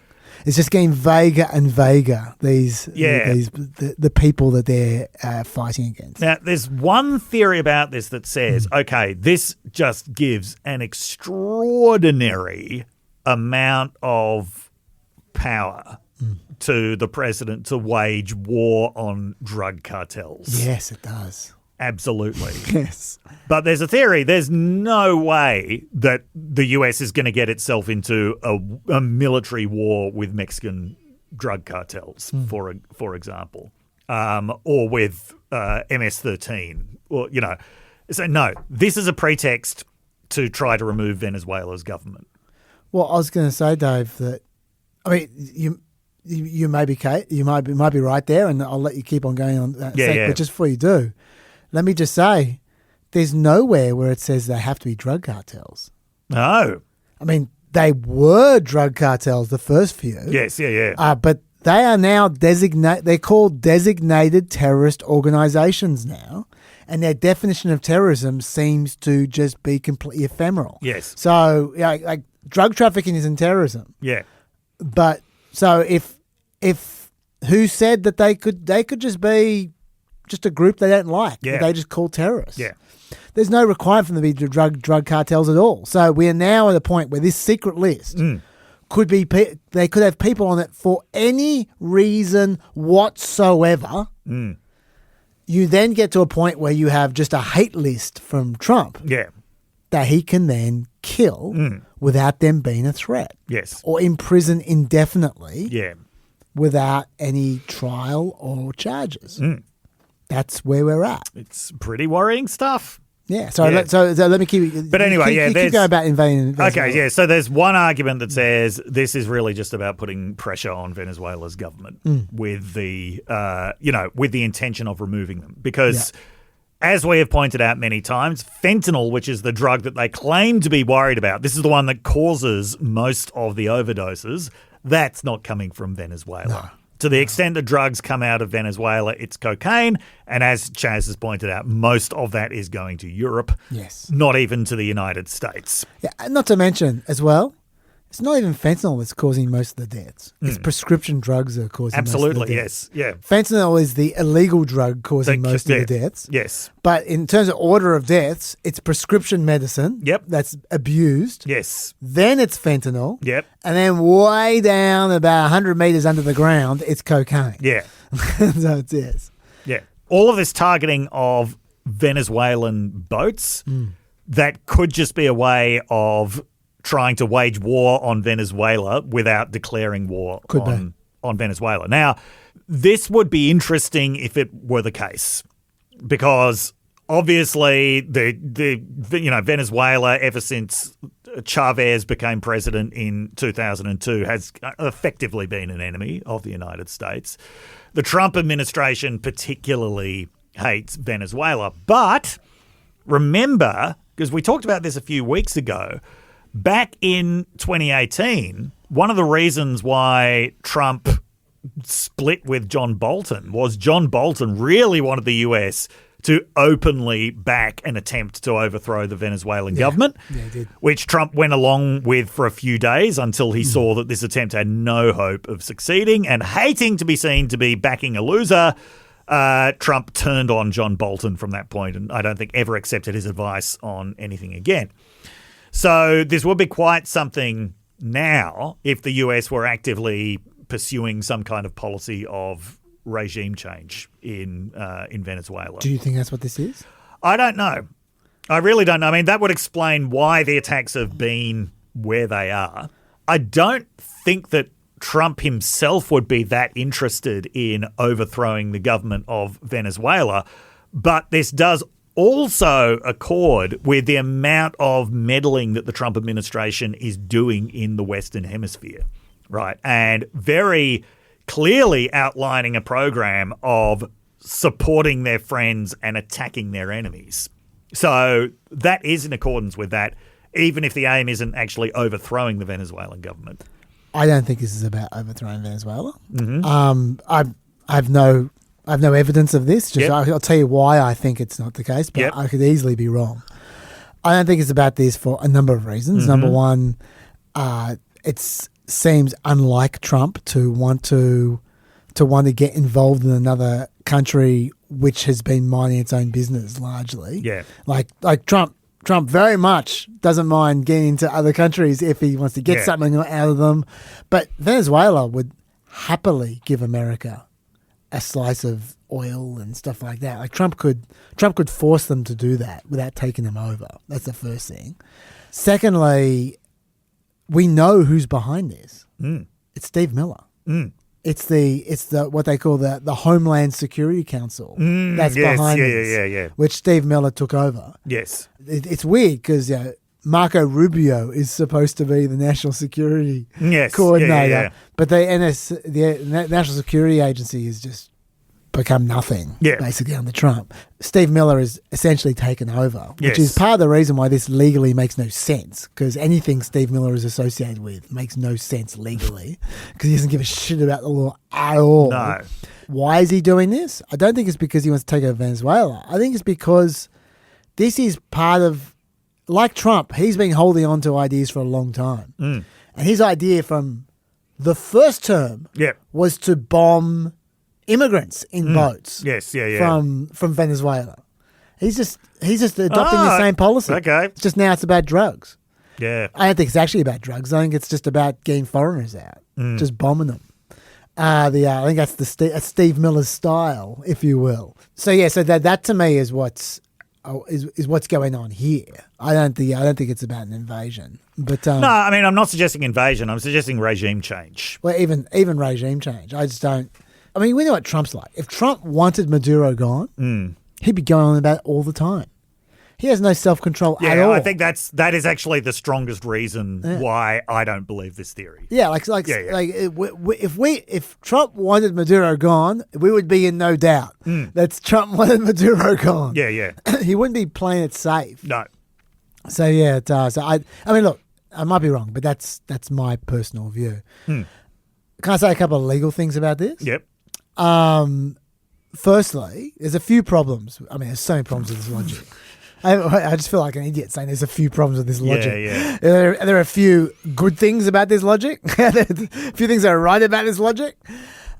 First problem is this is clearly not an armed conflict. No. The US is not engaged in a, quote, non-international armed conflict because to be engaged in a non-international armed conflict, there's a definition for this. The cartels must be, one, an organised armed group subject to commander's direction and control, which is unlikely, but maybe. And two, organised armed groups engaged in protracted armed violence against the US that is of some intensity. There's no evidence drug cartels are organised in that way, and they definitely haven't engaged in any protracted or intense armed violence against the United States. No. The administration says they're conducting ongoing attacks through the Western Hemisphere. Well, yes. Against Mexico, yes. Yeah, but not against America. Not against the United States. I haven't given one example. I don't know of one example. Also, their logic obviously doesn't make sense, like we said. They've got a product for sale with willing buyers. That doesn't make sense. Second problem, if it's a real war that they're saying this is a non-international armed conflict, which is what they're saying. You know what that means? It's controlled by the War Powers Act. Yes. It's Congress. Yeah. Like, by definition, their justification deals Trump out of it. Yes. If they are right that this was a non-international armed conflict, then Trump has no right to engage in any kind of activity that isn't in response to an imminent threat. It's Congress's power. Yeah. So they're contradicting themselves there. And obviously, if they're blowing a boat up off the coast of Venezuela, that's not an imminent threat. No. It's days away, probably weeks away at the earliest. Yeah. Also, Jack Reed, the top Democrat on the Armed Services Committee, made a great point about this. That was until just now, Trump had never told anyone about this. Even now, it's supposed to be secret, confidential. When was that okay to declare war secretly? Yeah. I can't think of another example in my life ever of America declaring a secret war against someone. By definition, it's not a war if it's secret. Yeah. Did they know? There are plenty of examples of American covert military operations. Yeah, but that's not a war. Like it's not like when they're doing covert operations. That's not like the whole point is they claim we're not at war. Yeah, yes, that's the whole. But they're trying to get around the rules of war. Yes, yeah. So if any of you were immediately thinking bombing of Cambodia or when good old Thomas Jefferson sent boats halfway across the Atlantic Ocean to fight the Barbary pirates before telling Congress about it. Or going after Osama bin Laden. Yes. Like all that shit. Like that's like the whole point is to work around the laws of war. Yes. Like it just does it's contradictory. But I tell you contradictory. This is the biggest contradiction. Mm. Do you remember the reason they declared Trendaragua came under the Alien Enemies Act at the beginning of the year? Because they claimed that it was a hybrid criminal state organisation. Yes. They claimed there were ties to the Maduro regime. Yes. Now they're saying that these are non-state actors. That's a complete contradiction. They're in court right now. Right now they're in court arguing that these groups are applied are relevant to the Alien Enemies Act because they are state actors. At the same time as they have this OLC opinion coming out saying they're non-state actors. This is such bad faith. Yes. It's just it's so incredibly bad In fact, faith. even when they blew up the first boat, let's get this, Lockie, bring the tweet up. when they blew up the first boat, look what bloody Trump says. Earliest morning on my orders, U.S. military forces conducted a kinetic strike against positively identified Trendaragua narco-terrorists in Southcom area of responsibility. TDA is a designated foreign terrorist organization operating under the control of Nicolas Maduro. Even as they blew these bloody boats up, they were saying they were linked to the state. And now they're saying their justification for blowing them up is they're not linked to the state. Yeah. I got them. You did. I just fixed everything, Dave. Yeah. The world's wonderful again. Anyway, it's just so... this is a classic Steve Miller special, isn't it? Yeah. Just massive contradictions. Nothing makes sense. Look, I think one of the reasons why they're targeting Venezuela is Venezuela is not going to retaliate. There are no trade ties that Venezuela would be able to cut. Yeah. Venezuela's not going to try to sue them. Venezuela doesn't have that many friends. I think it's trying to kill immigrants. I honestly think that's what this is But about. these people aren't even immigrants. No, but what they are is people who aren't Americans. Yeah, it's true. In boats coming to America. Yeah. And Steve Miller's saying, hey, want a piece of us? Yes. Here we go. Someone we can kill. And you say they're not immigrants. Maybe the first boat wasn't. Do you know the fourth boat wasn't? They've said nothing about the fourth boat. Yeah. What about the fifth boat that's about to come? What about that one? What about in 6 months' time when they're just blowing up random boats out of the water, which is where this is going? Yeah. This is shit. Yeah. Honestly, I know I'm not a barrel of laughs right now, but this is really bad stuff. It really is. And, it's worth pointing out that everything that Trump is doing, however novel it appears, most of it has got its precedence in either the war on terror or the war on drugs. Right? So those are the two, templates for repression. War on drugs is the template for domestic repression. Yep. War on terror is the template for international repression. And in the case of the war on terror, I remember it was observed how much of this stuff was done with the approval of lawyers. Yeah. Okay, basically the Bush administration constantly had hundreds of lawyers going around to these places where torture was taking place, going around to all these places where people were effectively being put beyond the reach of law to give legal approval to it. All right. So it's about creating what, to borrow a term from Ketanji Brown Jackson, this zone of lawlessness. But you create the zone of lawlessness with lawyers, right? Right. You draw the zone of lawlessness in legal terms. The reason why the war on drugs is so important to all of this is, like, yes, it's been pointed out, war on drugs was a metaphor at the time, but the things that the war metaphor was justifying were extreme.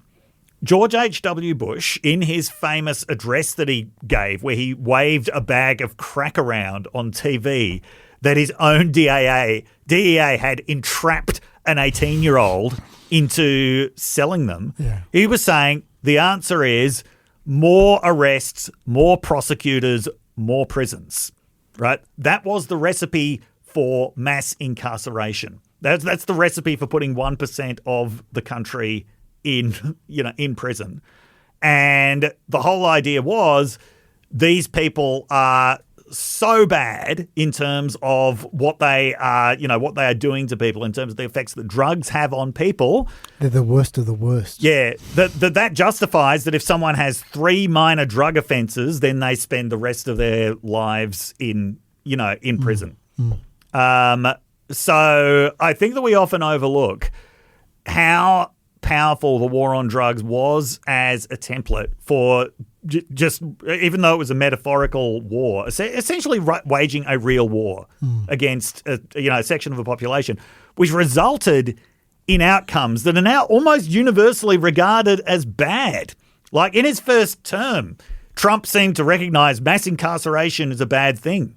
He actually worked with people, including Kim Kardashian, who were interested in criminal justice reform in order to do something about the problem of so many non-violent drug offenders being in prison, and even violent drug offenders being in prison for way longer than you would expect someone to be in prison for. The consequences of declaring even a metaphorical war were catastrophic because they put so many people beyond the reach of what had previously been regarded as common decency when it came to the criminal justice system, that this was something that required really special measures, that you had both parties in Congress out competing each other to come up with the most draconian measures possible. This is what led to the famous ratio of a 100 sentencing disparity between powder cocaine and crack cocaine. Yeah. These things that we look back on now, and people on both sides of American politics now acknowledge mass incarceration is bad. What led to it was this absolute fever around drugs. So that's where declaring a metaphorical war on drugs can lead you. We know where declaring war on terror led us. Right? But both of these things, both of which concentrated power in the hand of the executive, both of which basically declared some people have to be treated completely differently from others because they are such a threat. In both cases, you're basically putting people beyond the reach of law, but by legal means. These were the templates for everything that Trump is doing now. Right. So this spiral into authoritarianism that we are seeing now has got origins in these 2 previous wars. There is one good thing, though, about this justification. And once they've finally got it out, and they've finally got in black and white that this is. Oh, by the way, when they first gave this justification, they would only do it verbally to the Senate Arms Committee. Yeah. They wouldn't put it in writing to begin with, which is just a real sign you got really salubrious, well thought out, moral justification there. Then when you won't put it in writing, but as soon as they did put it in writing, that means that they're acknowledging it's a war. Yes, which means it's controlled by the War Powers Act, which means the Senate can end it. Yes. The Senate tried to end it the other day. 51-48 against. Yes. The resolution was sponsored by Adam Schiff and Tim Kaine. The 2 Republicans who voted with the Democrats on this one. Do you know who they were? I'm guessing Rand Paul was one of them. Yes, he was one of them. Yep. Who would you guess be on the other one? Lisa Murkowski. There we go. Yeah. Well done. The one Democrat voted with the Republican. Fetterman. Bloody Fetterman. What is he doing? What is he playing at? Why would you support this of all things? Like, I get some of. I mean, like, look, I'm not. I don't have the same opinions that Fetterman does, but most of what he does, you go, okay, I know where he's coming from. But this, what, blowing boats out of the water? What the? Anyway, yeah, and Ted Cruz didn't vote at all. I'm sure he would. I don't know how he'd vote. Yeah, hard to say which way he would. He surprises you sometimes. He would go on this one, but just to finish this point, Americans hated the war on drugs. Yeah, and they hated, in the end, the war on terror. They did. Okay, most states have, well, not most states, many states have now legalized marijuana. Yeah, everyone hates mass incarceration these days. Right, war on drugs it's not a positive thing. It was disillusionment with the open-ended war on terror was one of the things that helped bring Trump to power. Right, for both a war on drugs and a war on terror, these are the ultimate forever wars because these things are never going away, no matter how heavily you declare war on them. So remember what I was saying last week about why it is that America loses wars? It's not because of wokeness.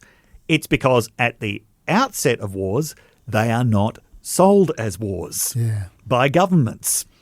It's a policing exercise. We're giving some support to special operation. Yeah, to an important ally. Oh, this is a very quick in and out. This is just one bombing. We're just dealing with one, nuclear facility. This is potentially the beginning of another forever war. Yeah. In the Western Hemisphere. Now, maybe it won't be, but none of these wars looked like forever wars when they began. Yeah. That's fair. Yeah. By the way, Tom Rand Paul, he made a great point as well, which is we've just been assuming until now that when they talk about drug boats, they've done their intelligence right. Yeah. Like Rand Paul makes the point that when the Coast Guard interdict drug boats, about a quarter of the time, there's no drugs. So he made the point that we've blown up 4 boats now. Yep. If the percentages hold true, one of them didn't have drug dealers on it. The worst part for me about all this, and as you can probably hear by the tone of my voice, there's a lot of worst parts for me. Harvard Caps/Harris, which I know they're a bit dodgy as a polling organisation, but man, these numbers are depressing. Do you support or oppose the US destroying boats bringing drugs into the US from South America? I got a lot of questions about that question wording, but still. Yeah. 71% support, including 89% of Republicans, 67% of independents, and 56% of Democrats. This is another reason why the United States loses wars, because at the outset, people are like, yeah, awesome, we're just going to use the awesome power of the United States military to solve this little problem that we've got going on. Yeah. That's how you lose a war. Because you don't realise that you're starting one. You got more to say about the boat thing, Dave? Anything we haven't No, touched? you can look at previous weeks of PEP if you want to hear things I've already said about not just about the destruction of the boats, but the accompanying death porn as well, although they seem a little bit less hot on that these days. Yeah, a little bit. Yeah. Can I just say as a little aside on Steve Miller? Yep. I'd love the next president. Is probably not the most positive side of me here, but I would love the next president to just quietly let the ICC know, not the cricket, the criminal. Yes, yeah. That if they indict Stephen Miller, America will raise no objection. Just a little whisper. It doesn't matter if Trump pardons him, man. Trump can pardon him all he likes. Yes. If he gets indicted by the International Criminal Court and the FBI arrest the bugger and take him directly to The Hague, doesn't matter if he's got a pardon. He can just spend his life in The Hague until the next Republican president finds a way to pressure them to let him go. No one deserves time in The Hague more than our friend Steve Miller. By the way, I don't want to be a hypocrite. I don't mean an authoritarian hypocrite here. There's got to be proper charges. Yeah. And he's got to go through the proper process and all the rest of it. Yeah. But I just know Steve Miller is going to be the first pardoned by Trump at the end of his administration. Yeah. And that's the only way there's going to be accountability from the International Criminal Court. Yeah, but that is not Steve Miller's worst nightmare.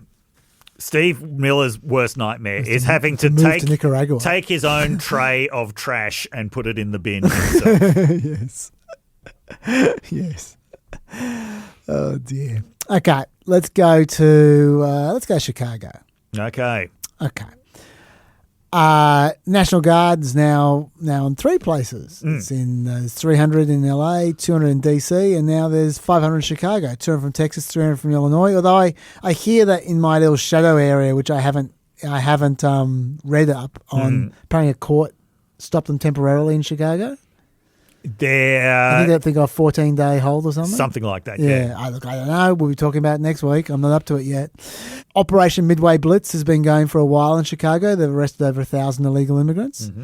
Lately, it's been heading in a fairly dark direction, though. I'm not sure. Did you hear about that raid on the apartment block, Dave? No. Well, why don't we watch a news report about it? Patricia Fisher says she came out to the hallway of her apartment complex on the corner of 75th and South Shore Drive in her nightgown around 10 Monday night, only to find ICE agents yelling police. It was scary because I've never had a gun put in my face. They asked my name and my date of birth and asked me did I have any warrants, and I told them no, I didn't. She says she was then handcuffed and released around 3 a.m. Fisher says she was told if anyone had any kind of warrant out for them, even if it was unrelated to immigration, they would not be released. Citizen-At video shows the chaotic scene overnight. Neighbors tell us there were dozens of ICE agents. Neighbors like Ebony Watson says they ducked for cover as they heard several flashbangs go off. They was terrified. The kids was crying. People was screaming. They looked very distraught. I was out there crying when I seen the little girl come around the corner. Because they was bringing the kids out too. Had them zip tied to each other. That's all I kept asking. Where's the morality? Where's the human? One of them literally laughed. He was standing right here. He said, them kids. Watson says budget trucks and military-style vans were used to separate parents from their children. Other neighbors say they saw agents destroying property to get in the building. And they had a big 15-inch chainsaw with a round blade on it cutting this fence down. We're under siege. We're being invaded by our own military. This is a black neighborhood. Remember, these guys are ICE. Yes. Right. Do you think any of those people were illegal immigrants? Not any of the ones who were interviewed, no. It's every resident from an apartment block pulled out, forced to sit around in the street for like up to 3 or 4 hours before being let go. Yes. Why? What is going on? They knocked down all their doors. They left them open. When the people came back after they're being held out in the street, all their shit's gone. Yeah.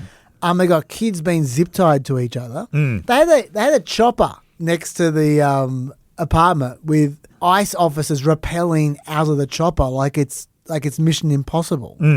Like, what is going on? That's just what's going on with Chicago there. Didn't Trump use the term training exercise? Yeah, he did. Okay. So there was an article by Thomas Edsall in the New York Times. Thomas Edsall, if you're not familiar with his work, he writes these long pieces where he asks a bunch of usually political scientists what they think is going on with certain things. So he was asking a lot of people, including Civil War specialists, what they thought of this escalatory use of the National Guard in major cities. And what a lot of them said was they think that Trump is deliberately trying to provoke violence. So that he wants the most violent response possible to then justify anything that he wants to do. He wants big protests. He wants visions of cities in flames so that he can justify what he wants to do. I'm not entirely sure about that myself. And that's partly because I think I don't think he feels he needs justification to do a lot of what he is, or at least any more justification. He's already talking about cities in flames. Yeah. He's already talking about carnage. Yeah, he doesn't need the city to be in flames to pretend it's in flames. Yes. Yeah. Ask Portland. Yeah. And I mean, and at the moment we're not seeing the kind of response that they posit that he wants to see. But I think it's, as you keep pointing out, I think this primarily is about immigration enforcement, rather than trying to generate protests.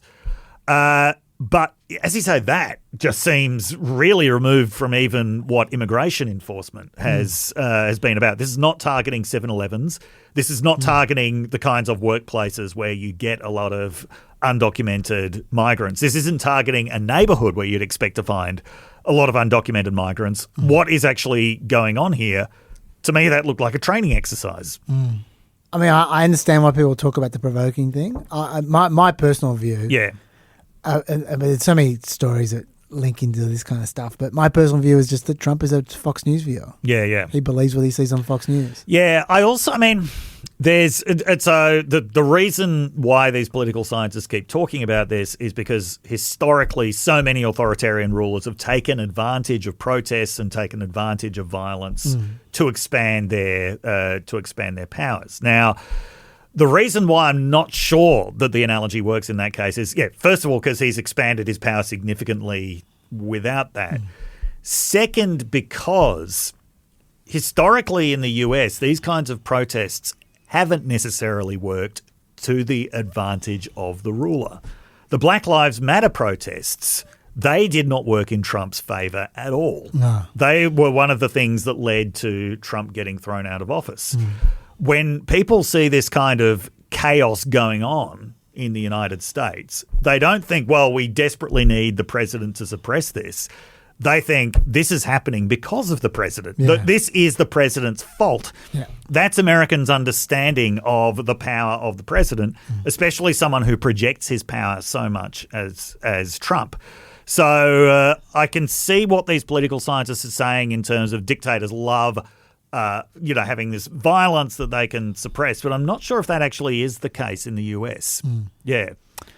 So the next day after the apartment raid, we heard from Assistant Secretary for Department of Homeland Security, Tricia McLaughlin. The ICE officers have been rammed by vehicles and boxed in by 10 cars, she said. Also, one of the drivers who rammed the law enforcement vehicle was armed with a semi-automatic weapon, she said. Law enforcement was forced to deploy their weapons and fire defensive shots at an armed US citizen who drove herself to the hospital to get care for wounds, she said. She also said that the ICE officers were abandoned by Chicago police.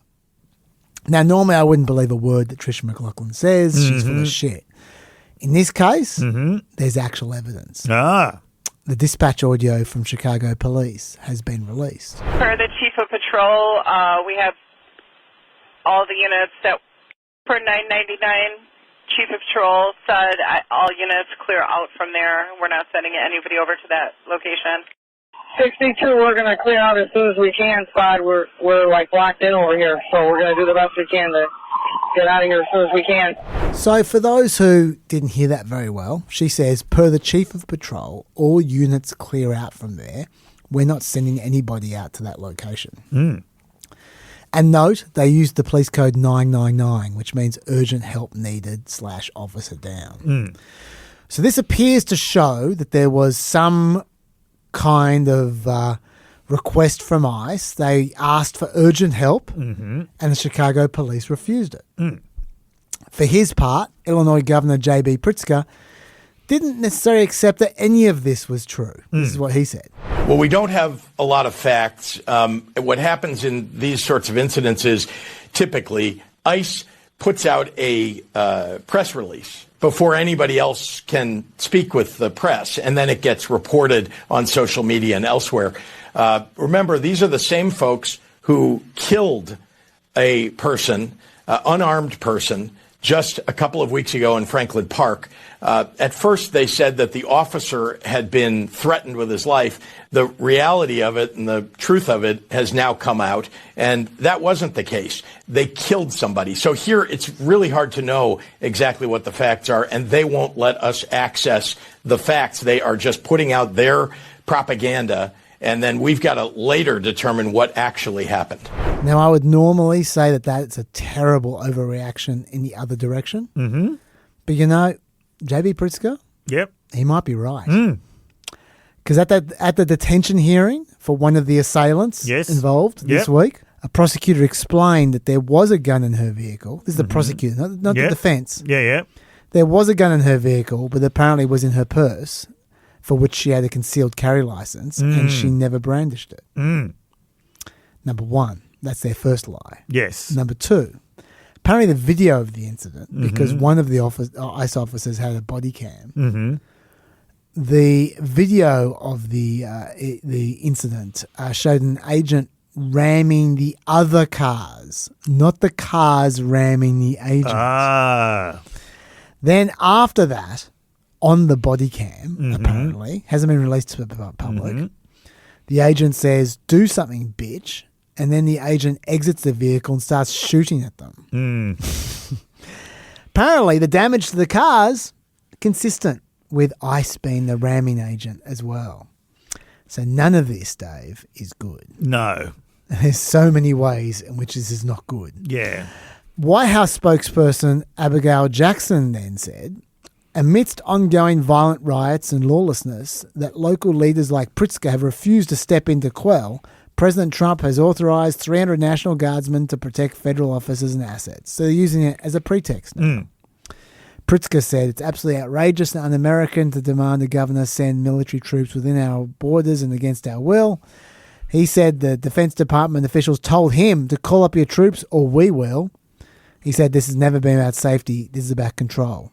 We must now start calling this what it is, Trump's invasion. Meanwhile, Mayor Brandon Johnson has signed an executive order establishing ice-free zones across the city. The order establishes ice-free zones. That means city property and unwilling private businesses will no longer serve as staging grounds for these raids. It covers schools, libraries, parks, city-owned spaces, and even private establishments that want to voluntarily participate in the citywide network that has nothing to do with ICE. I don't see how this could be legal, but whatever. And if there wasn't enough bad blood at this point, Broadview Police Chief Thomas Mills told CBS News that multiple officers responded to a call about someone trying to break into the gate of an ICE facility. And when they arrived, they found it was just a CBS News cameraman and security guard taking pictures. It's disturbing, they said. It's ridiculous. It sure doesn't look like anyone's forcing anything in any fence over here. And it was an ICE agent that made the call. They said, we're going to, not the police said, we're going to look at maybe reaching out to Cook County State's Attorney for subpoenas to get to the bottom of who exactly it was and maybe charging them. You got both sides have zero trust and are just, it's just not a very healthy situation at all. No. Pritzker as well has been talking about the feds deliberately inflaming the situation on purpose. This is what you were talking about before, to provoke a reaction. This is what he said. But I want to say this. Peaceful protesters are welcome. Federal agents who abuse their position to terrorize Illinoisans and incite violence are not welcome. They aren't receiving any orders from Trump to cease and desist their aggressive behavior. Remember, they answer only to Trump, not to the people of Illinois. In case there's any doubt about that, Noam, Bovino, and their agents have been escalating the situation outside the ICE facility and inhibiting the Broadview police from doing their jobs. At one point, state police asked CBP leaders for time to move the crowd to avoid any unnecessary confrontations. Rather than give state police time to protect the protesters and the ICE agents, Kristi Noem chose to drive her motorcade through the protesters to create clashes. Shortly after, Bovino came out to threaten mass arrests. Thomas Mills, the Broadview police chief, also said this. This is a sworn testimony in court.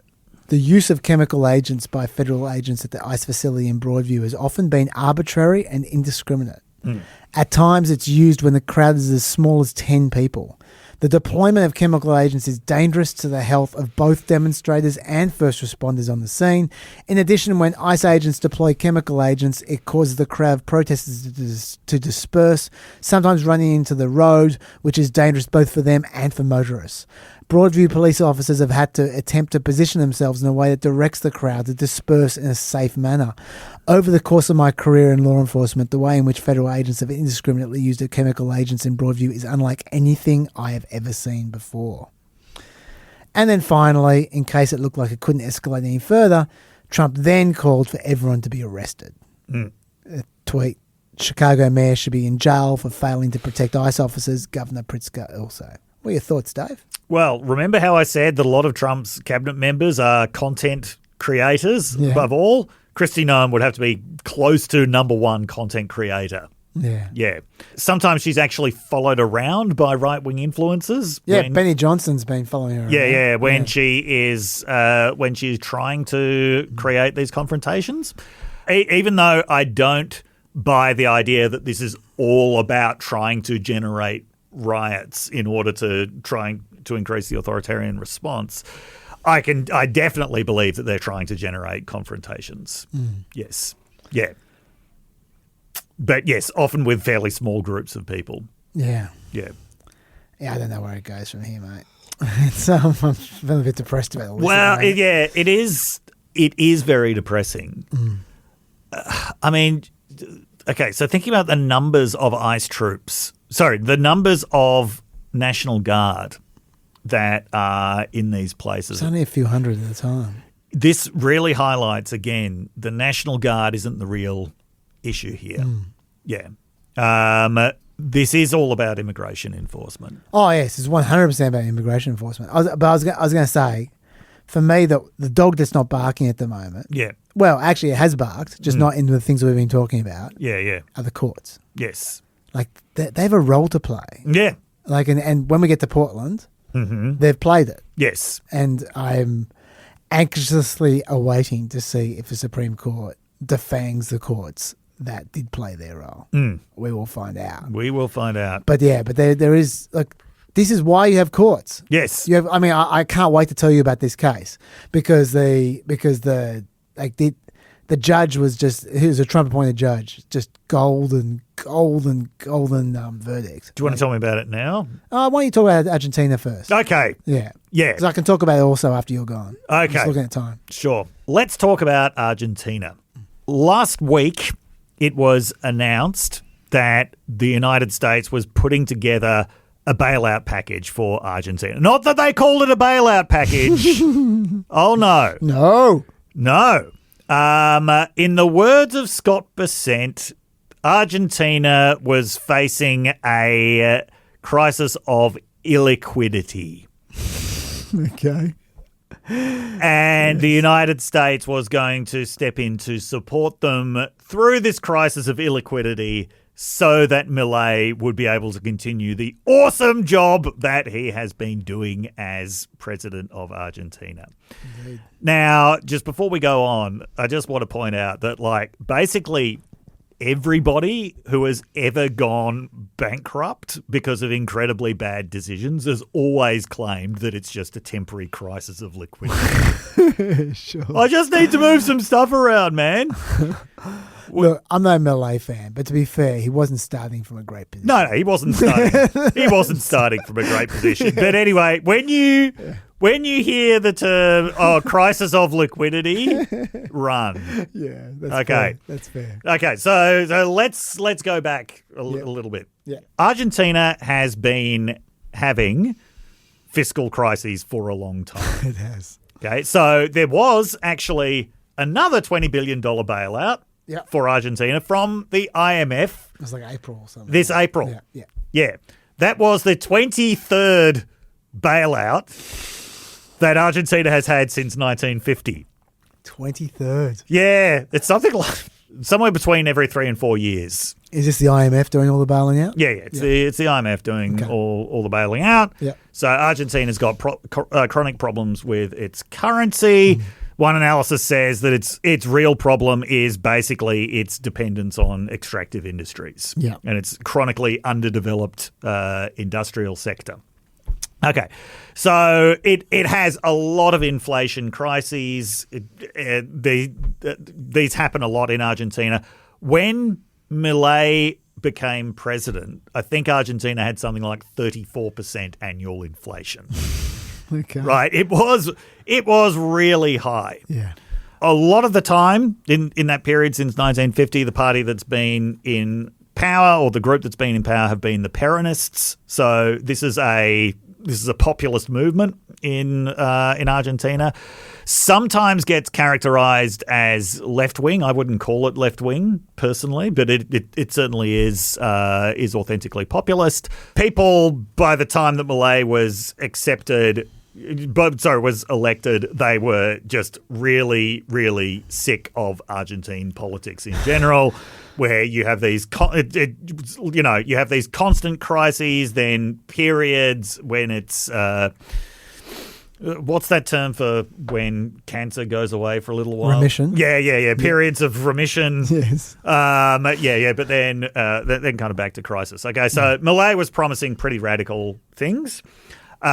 He's a libertarian economist who was a well-known media figure. And so he was promising very radical kind of therapy for Argentina, a lot of which involved slashing the public service.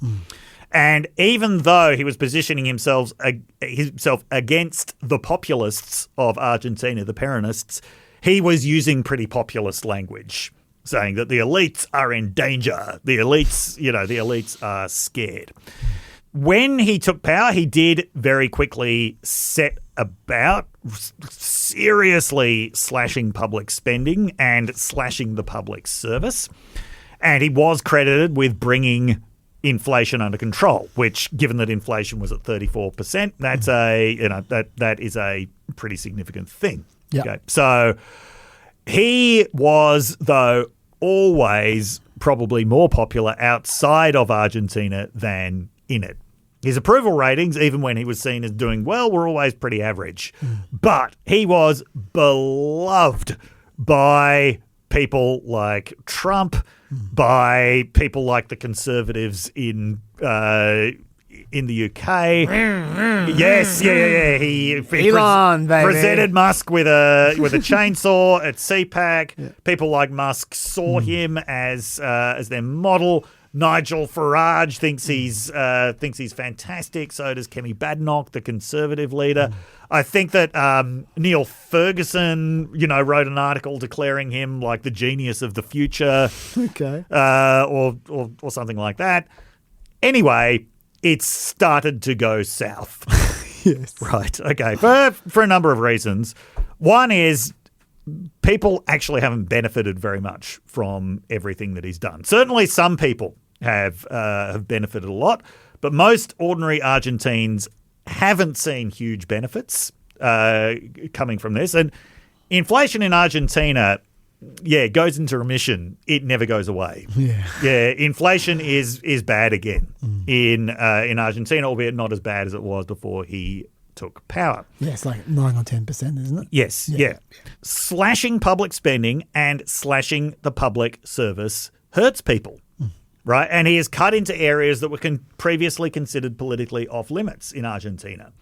Now, to a lot of people, especially outside of Argentina, that's what makes him so appealing, his willingness to go after things that have previously been off limits. But to Argentines who their economic existence is pretty precarious, right, and it's estimated that more than half of the country at the moment wouldn't have access to like more than a month's income, taking safety nets away is bad. Yeah. Because, once something like inflation starts up again, you're left without these safety nets. Okay, so the result of all of this was that in the Buenos Aires elections, so Buenos Aires is where 40% of the population of Argentina lives, his party got smashed in elections, and he himself got pelted with stones when he went and visited there. It's, not a good thing. No. And now it's being widely tipped that his party could get smashed in midterm elections later on this year. This brings us to some more elements of what is going on and why this bailout occurred.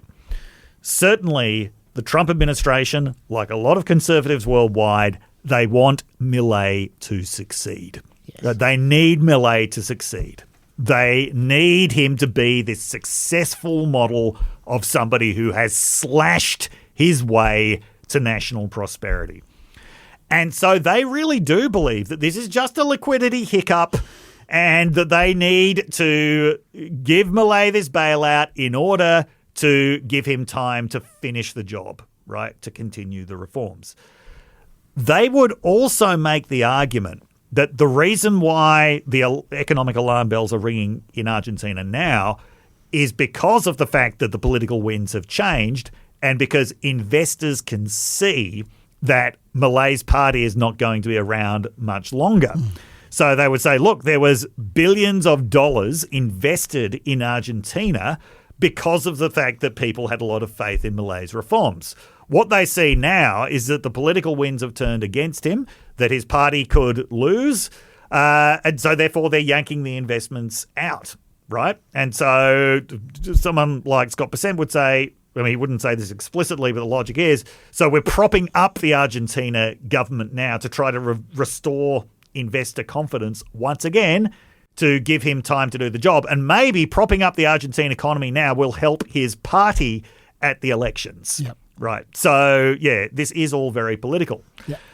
But another part of the story is a lot of American investors were buying up Argentinian debt. Okay? Yes. So they bought it at a steep discount from the original creditors who had despaired of it ever being repaid, thinking Milei is going to turn things around and, under him, Argentina's government could actually honour those debts and honour them much sooner than expected. So they stand potentially to make a lot of money out of debt that they bought at a deep discount, getting the full payment on it. Doesn't look like it's going to happen if there's a lot of money suddenly being yanked out of the economy and if Milei's party is going to lose. Not surprisingly, a lot of these investors have some kind of personal connection to Scott Bessent. Because Scott Bessent, you know who he used to work for? Who he used to work for? George Soros. I forgot that. You're right. And his specialty when he worked for George Soros, because even though George Soros is often talked about as this like great liberal benefactor of global open society, the way that he made his money was by making heavy bets against countries. Yeah. Right. So Scott Bessent was involved in heavy bets against the British pound and heavy bets against the Japanese yen. Right, so he knows all kinds of people who are in the business of making bets for or against countries. That makes sense. A lot of them made some pretty heavy bets on Argentina when Milei took over. Now he's rescuing them from their own bad bets. Yeah, there's a guy called Citroen. There's a lot of talk about. Citroen, right? Yeah. So this is at least one interpretation of what's going on. I mean, I think that is one of the things that is going on. But I think also there's there's a sort of broader politically trying to save Milei going on. Should we hear what Bessent has to say about this? this? Let's hear what Bessent has to say about it. Because he's got his own reasoning. Of course he does, yes, yeah. So this is what he has to say. I've had it, and as far as Argentina, I've had it said to me that it's in our best interest for Argentina to succeed because of the finally, in South America, there's a model for maybe a free market economy or a capitalist economy. But that doesn't help people that say America First should not include, big help for another country. Can you justify us helping Milei? And it looks like we have interest down there, or some of our wealthy Americans have interests down there, and the president's helping them. Does it make sense? Should we be doing this? Well, first of all, Joe, this trope that we're helping out wealthy Americans with interests down there, couldn't be more false. What we're doing is maintaining a U.S. strategic interest in the Western Hemisphere. America First doesn't mean America alone. And look, when you have a failed state in South America like Venezuela, now we are having to track down and blow up these cartel ships. So you don't want to create another failed state. And as far as what the U.S. is doing, just to be clear, we are giving them a swap line. We are not putting money into Argentina. First of all, as I said earlier, Scott Bessent is not a content creator. No, he's not. So much to his credit. So in terms of what he was talking about, so there's, I think it's $18 billion. It's an $18 billion swap with the peso. So, but the really important thing is injecting dollars into the economy, and then there's $2 billion of something else, the details of which I am not clear on. Okay. So this has been the argument that's been made, that it's some kind of vital interest that the US has in the Western Hemisphere. Now, Argentina, it's true, is the second biggest country in South America, but it is far from being the most important or the second most important to the United States in trade terms. And I mean, when he says, like, we don't want to create another failed state in Latin America because, look at what happens. In that period, since 1950, when Argentina had to be bailed out 23 times, it's had military dictatorships. It's launched a war against Britain. I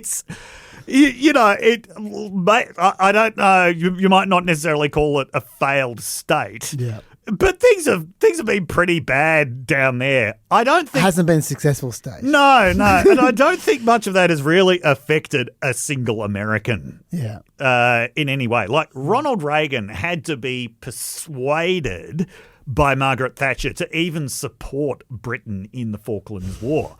She famously said to him, like, "Don't go wobbly on me now, Ron." So like he didn't even think that was, particularly important to American interests. No, so the idea of Argentina being central to American interests, it's not really very plausible. Right. Yeah. But the CNBC interviewer did raise some important points, which is MAGA should not be happy about this. When the government is shut down, MAGA should not be happy about the United States injecting $20 billion into another country. I don't think they are happy, Dave. No. Have you got some quotes, maybe? Chuck Grassley Yes. has had a bit to say about that. Yes. Why would USA help bail out Argentina while they take American soybean producers' biggest market? Question mark. We should use leverage at every turn to help hurting farm economy. Hurting farm economy. He doesn't write in English. Yeah. Family farmers should be top of mind in negotiations by representatives of USA. Farmers are very upset about Argentina selling soybeans to China right after USA bailout. Yes. That's what Chuck Grassley has to say. And what he's talking about is, as soon as the bailout was announced, China bought up a huge number of Argentine soybeans at discount. As he says, China was American farmers' biggest soybean market. Yeah, because I believe that Argentina removed their export taxes. They did, yes. Directly after they got the bailout. Yes. Because they need the money anymore. Yeah. So that's pretty not America first. Yes. In terms of its outcome. So, that should upset people quite a bit. I mean, is anyone other than Chuck Grassley upset, or is this just not on people's radar? Well, this takes us to I remember I teased at the beginning of the pod about the photo. Oh, yes. Have you seen that photo? No, I haven't. There we go. Okay. There's a photo taken by the Associated Press showing Scott Bessent reading a text on his phone that appears to be, Dave, from Agriculture Secretary Brooke Rowlands. Okay. And what that text says is, finally, just a heads up, I'm getting more intel, but this is highly unfortunate. We bailed out Argentina yesterday, and in return, the Argentines are removing their export tariffs on grains, reducing their price, and sold a bunch of soybeans to China at a time when we would normally be selling to China. Soy prices are dropping further because of it. This gives China more leverage on us. That's the Agriculture Secretary writing to Scott Bessent directly. Yes. I just want a few more things about Milei. Okay, so one of the reasons why he's unpopular is because of corruption scandals in his government. Yep. Including one involving his sister, who he actually changed a presidential decree the day he took power a decree against appointing members of your own family to cabinet posts. He refers to his sister as the boss. Yes. Yes. During the election campaign, he put out this list of falsehoods that have been circulated, fake news that have been circulated. And one of them was denying that he had a relationship with his sister. Oh. Yeah. Now, he put it in far stronger language than that, which I won't repeat here, even though it's in Spanish, right? There's corruption involving his sister, corruption involving other members of his inner circle. Someone from Libra, which is a cryptocurrency exchange, claims that they paid a bribe to his sister. So all of this is contributing to the political headwinds against him. Yeah. Okay, so I've just mentioned that he calls his sister the boss. The boss, yes, you have mentioned that. Have I mentioned exactly what a weirdo Javier Milei is? Not really, no. Okay, let me read from a story that is, so this is from the Buenos Aires Times, English language newspaper. Interspecies medium who helped Milei talk to dead dog grants interview. Now, go on. Okay. Last week, presidential spokesman Manuel Adorni was asked about Milei's late English Mastiff Conan, said to have died 7 years ago. Milei had Conan cloned and today is believed to own 4 copies he refers to as four-legged children. Yet last month, the president himself referred in an interview with CNN to his 5 dogs. At a press conference, Adorni was asked if Milei has 4 dogs but sees 5, and if so, whether he can be said to have a firm grip on reality. Adorni shot back that it was disrespectful to ask such a question, but he did not clarify how many dogs the president owns. Quizzed about the issue of Milei's dogs, those who are alive and those the allegedly deceased Conan, Melamed was asked how she helps owners communicate with their dead pets. When the animal dies, do you also have the possibility of somehow communicating with the animal and to convey to the master, I don't know how to say it technically, what happens to their soul or something like that, asked Tenenbaum. Responding in the affirmative, Melamed said that she works with the animal's photo and I connect with what the photo conveys. Okay, it goes on a bit like this, but the whole thing is, if you think that Milei has a weird relationship with his sister, he's got a very weird relationship with his dogs. Can I just say this quickly? Yeah. As a dog lover. Yes. I really love my dogs. Yes, right? yeah. The least interesting parts of my relationship with my dogs involve the conversations we have together because my dogs, they can't speak. Well, you... Chaz, are very, very different from Javier Milei. So it seems. I mean, I could understand if you could somehow to evoke the sensation of patting a dead dog, like your dead dog. So you could evoke the sensation of hugging your dog or something. I could understand that, but just the conversations just aren't very satisfying between you and your dog. You're having the wrong conversations. Chaz. You tell them they're a good boy and they say nothing. Okay, so Milei, so the 4 clones. Yes. Right. Yep. He named them after, I'm reading from Wikipedia now, prominent members of the Chicago and Austrian schools of economics. Oh, God. Milton, Murray, named after Murray Rothbard, Robert and Lucas, both named after Robert Lucas Jr. Sure. Milei allegedly stated that he communicates with the dogs through a mystic and that he also seeks counselling from them. He also allegedly commented... They give him advice? There's a new dog called Conan who provides ideas on general strategy. Robert is the one who makes him see the future and learn from his mistakes. Milton is in charge of political analysis and Murray is in charge of the economy. No wonder they need a bailout. He also claimed... Well, he claimed that he met Conan originally back in ancient Rome. He met his dog in ancient Rome. Yeah, back when they both lived in ancient Rome. How old is he? Is he from Buffy? He's born in 1970. Lockie, I think it's time. This is from... This is so far branched down the tangent tree. Yeah, it really should, yeah. Go, Dave. Yeah.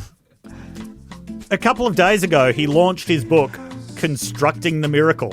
Now, you know what a book launch looks like, Yeah, right? I do, It's, yeah. you know, there's a few chairs in a bookshop somewhere, and you've got the author reading stuff out. Oh my from his book. God. I think I know where this is going. This is not what a Javier Milei book launch looks like. Lockie? Play it. I know where this is going. That's where this is going.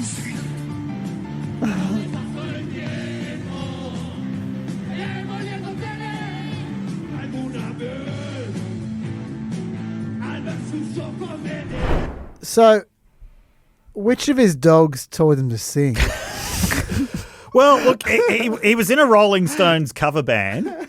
I'm not sure whether that was during or after his time in ancient Rome. The only rock star I think he could do a decent impression of, and it's got nothing to do with speaking foreign, is Plastic Bertrand. Like the Saplan Pour Moi singer. He's the only other singer who just yells. Yeah, that was. So anyway, I just love the contrast of Scott Bessent sitting there in his complete monotone and talking very rationally about this is a very important Western Hemisphere, ally. No, it's not. It's we're not bailing out rich people. And it's illiquidity prices.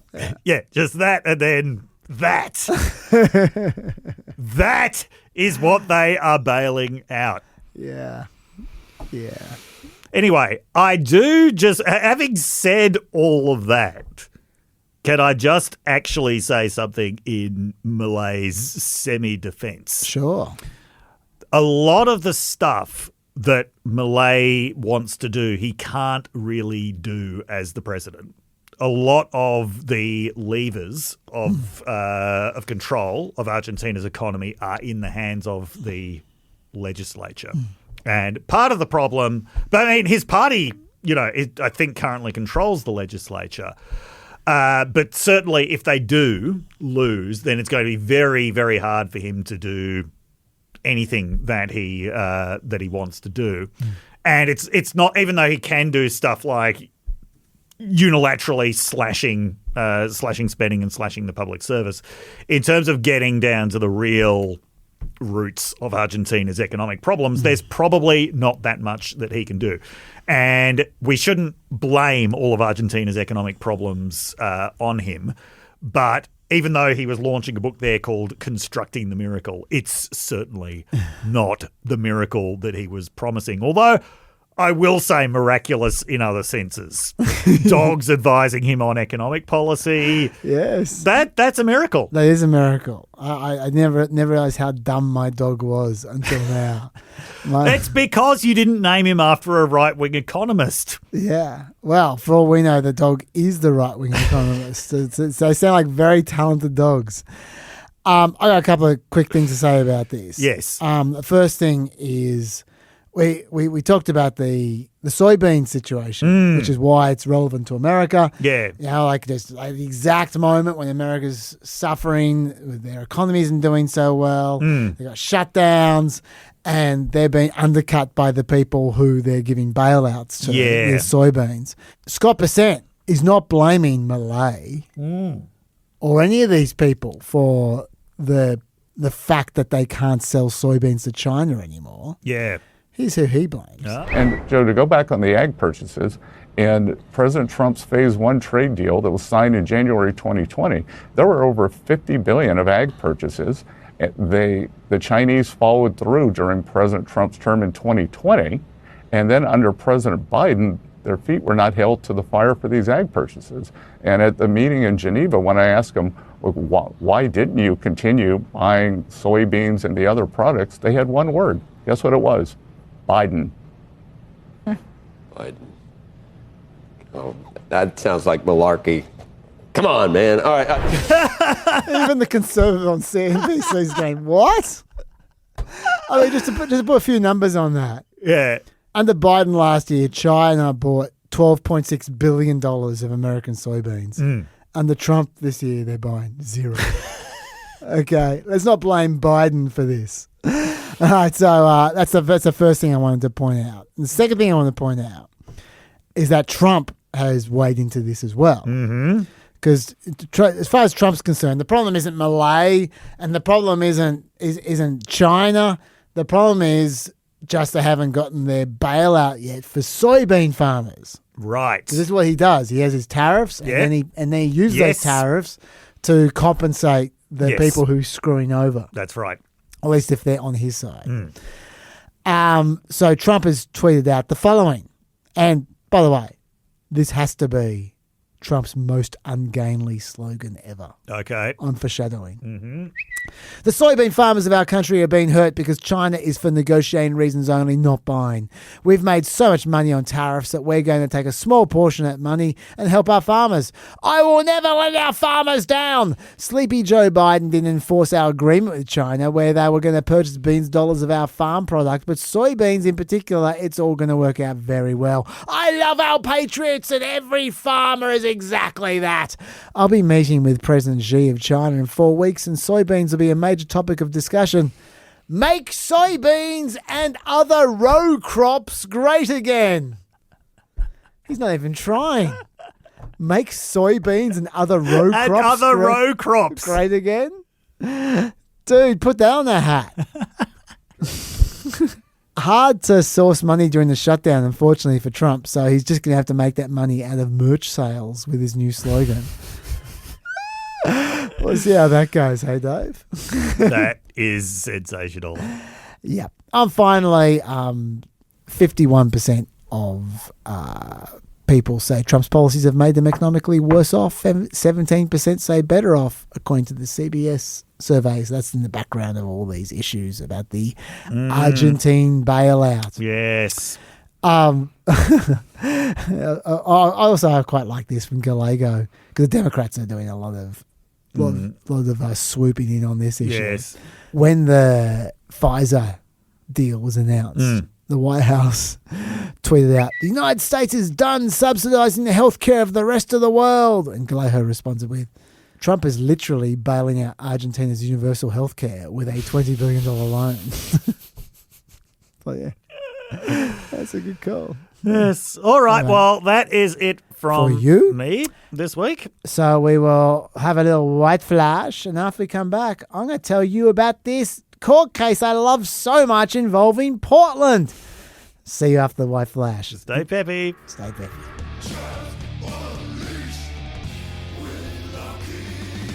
Welcome to the other side of the white flash. This is Chaz Unleashed with Lucky. Hi. Hello there, Lucky. Nice to see you. Let's get right into Portland. Whoa. Behind us there. Now, it is all happening outside an ICE facility in Portland. It's there have been a few left-wing protesters who have been gathered out there for most of the year.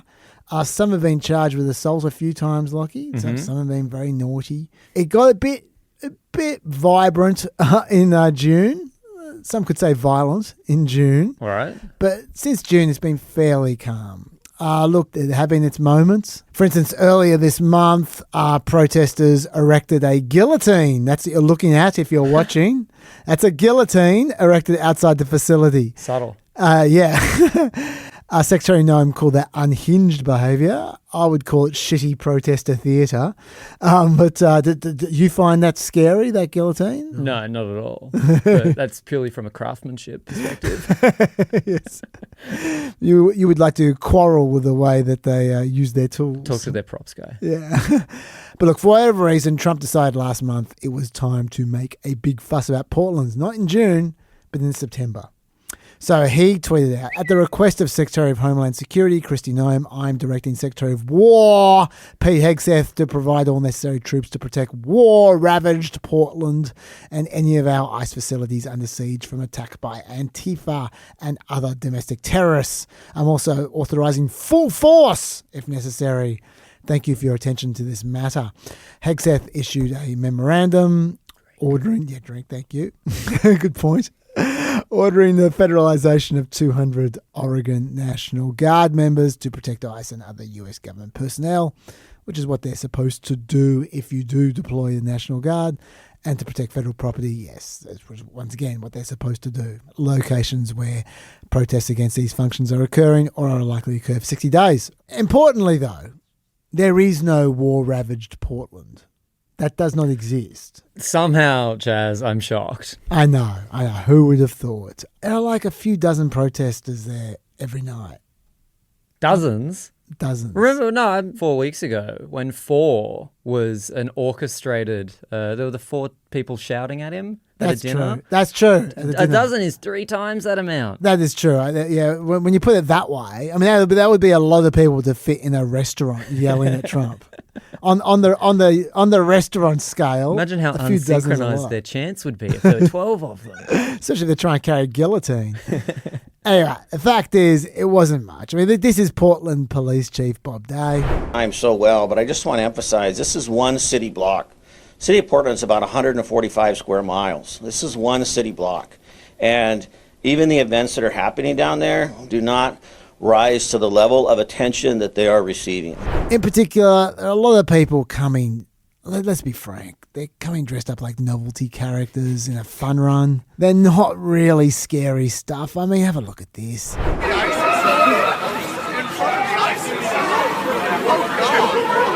I actually saw that guy at the Sydney Marathon this year. That guy on the right there, he's called the Portland Frog.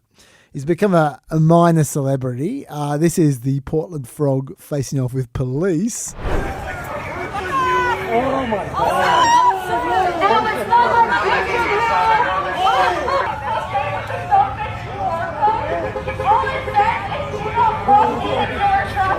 Those police have been really careful about a frog. I'd say too careful. Not exactly life-threatening stuff. I think you'll agree, Lockie. In fact, the whole thing seems to have the air of a dance party at times.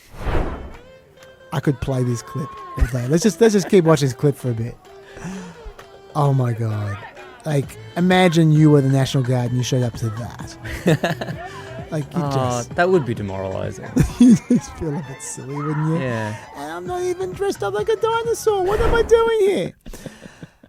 Okay, the protests, they're not always like that, but they are often lame. The online right keep getting busted using footage because these protests are so lame. They keep getting busted using footage that aren't even from Portland. If they want to show something scary, they don't show Portland because there's nothing scary there. They show stuff from somewhere else. Like, for instance, look at this. Look at this here. This is a tweet from the Oregon GOP. It's about Trump deploying 3,000 National Guard troops to Portland from California. We'll get to that bit. Don't worry. Looks hardcore, doesn't it?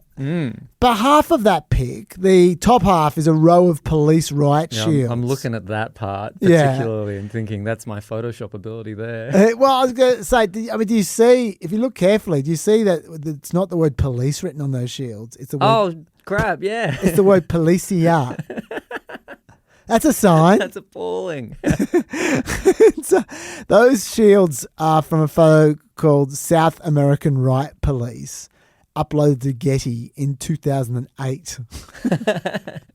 The other half, the bit with all the flares, the fiery, flare-ridden demonstration, that's also from South America. That's from a Brazilian photographer in 2017. And you can get that from Pexels if you'd like to make your own Portland meme. When The Guardian caught them out, they asked these guys, what's the story here? And the Oregon Republican Party replied, what do you say? Their ex-account at least replied, we're not reporters, just bad memers. That's so crap. Yeah, it's a bit shameless. Yeah.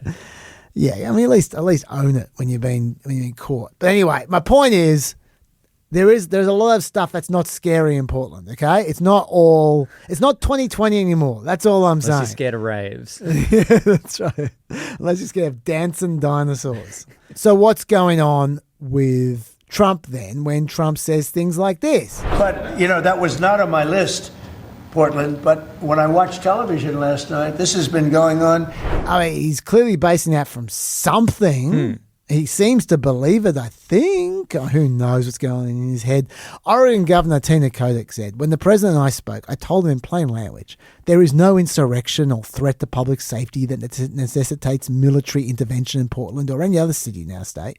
Despite this, and all evidence to the contrary, he's chosen to disregard Oregonian safety and ability to govern ourselves. This is not necessary, and it's unlawful, and it'll make Oregonians less safe. Trump said this the other day, though. Sir, please don't come in. We don't need you. I said, well, unless they're playing false tapes, this looked like World War II. Your place is burning down. I mean, you must be kidding. Sir, we have it under control. I said, you don't have it under control, Governor, but I'll check it, and I'll call you back. I called her back. I said, this place is a nightmare. Godwin's law? Not quite. No, it's not. I mean, he's saying World War II, so it is on the way. Close. But I mean, there's got to be something going on here. And look, I apologise to those listening to this pod, but I'm about to show you, and there's no audio. We'll do our best to describe. But if you look at this GIF of B-roll playing on Fox frequently, you can see that the streets are on fire in 2020. They've shown 2020 footage when they're talking about Portland now. Yeah. And how about this B-roll here? It's a building on fire again, also in 2020. This is why he thinks the city is on fire. Look at the date lines of these. This is a real issue. Fox just puts up some shit like a more competent version of the Oregon GOP. They're just bad memers, Fox News. And Trump just believes it. He just goes, oh, yeah, it's on fire. City's on fire. War zone. Oh, yeah. I mean, this is a guy who we've said before probably doesn't check what he retweets. Yeah. So, fair. Sorry, not fair. Consistent. Consistent, yes. Right. And for those wondering, on the actual stats, like the real stats, the real-time crime index suggests that in 2024, murders decreased 9% in Portland compared to the year before. Property crime decreased by 6% in 2024. Violent crime, it actually didn't change that much in 2024. But then in 2025... in the first 7 months of the year, murders are down 51%. Violent crime is down 16%. And property crime is down 4% compared to last year. Why isn't he taking credit for that? That's a really good question. Look, I imagine he will eventually. I mean, he's still got 3 more years. Oh, that's true, of course. Yeah. He can pace himself. Credit will be taken. Don't worry. Trump does not miss those opportunities. But look, before long, people were saying this Portland stuff is getting way overhyped. Mm-hmm. And that's when Caroline Levitt steps in and goes, no, you need to go and see the anarchy for yourself. I would encourage you as a reporter to go on the ground and to take a look at it for yourself, because there's been many members of the press, not press in this room, but independent journalists, some of whom we'll be inviting to the White House very soon to share their stories, because they have been in the middle of these riots and they have witnessed the anarchy that is taking place night after night. It's on video. You should play it on your show. You have a great opportunity on prime time on CNN to show your audience. Yeah, but you're probably talking to partisan Democrat officials who are opposed to everything this president does. You should also ask the people who live in Portland. We've actually heard from many members of the community who have said that this is complete civil disobedience. It's a mess. It's been loud. It's been troubling for neighbors in the community who are just trying to live peacefully. And these people are not there to peacefully protest. They are there to cause mayhem and havoc. Now, I do agree with her on one thing. The protesters do seem to be quite loud when they're dancing with the frog. That music is very loud. So I just think, look, I don't need too much of a smart ass here. I'm sure there are times when they're scary, when the protesters are a bit sort of a bit wild. I'm sure if you live near there, you wouldn't like it. I'm not saying that they're not a pain in the ass. Okay, I can be reactionary just like the best of them. Sometimes you just don't want a protester near you. You don't want a bunch of protesters outside your house. I get it, right? But let's not kid ourselves. This is super dangerous. It's just, well, it's not often. Certainly doesn't require more the National Guard, like more federal resources on top of the police. And besides, the journos, they have been there. As soon as Trump started talking about it, the journos went there. Nancy Rommelman from Reason, who, by the way, camped out at Portland all through 2020. Her reports were really good, is what she had to say. And she's the real deal, okay? She's not like some left-wing activist posing as a journalist to go, oh, no, everything's fine. A few dozen people, this is her quote, a few dozen people have been protesting nightly outside the US Immigration and Customs Enforcement facility 2 miles south of downtown. So uneventfully that one reporter, not naming names, nearly resorted to playing Wordle on her phone. This is not to say there have not been fracas.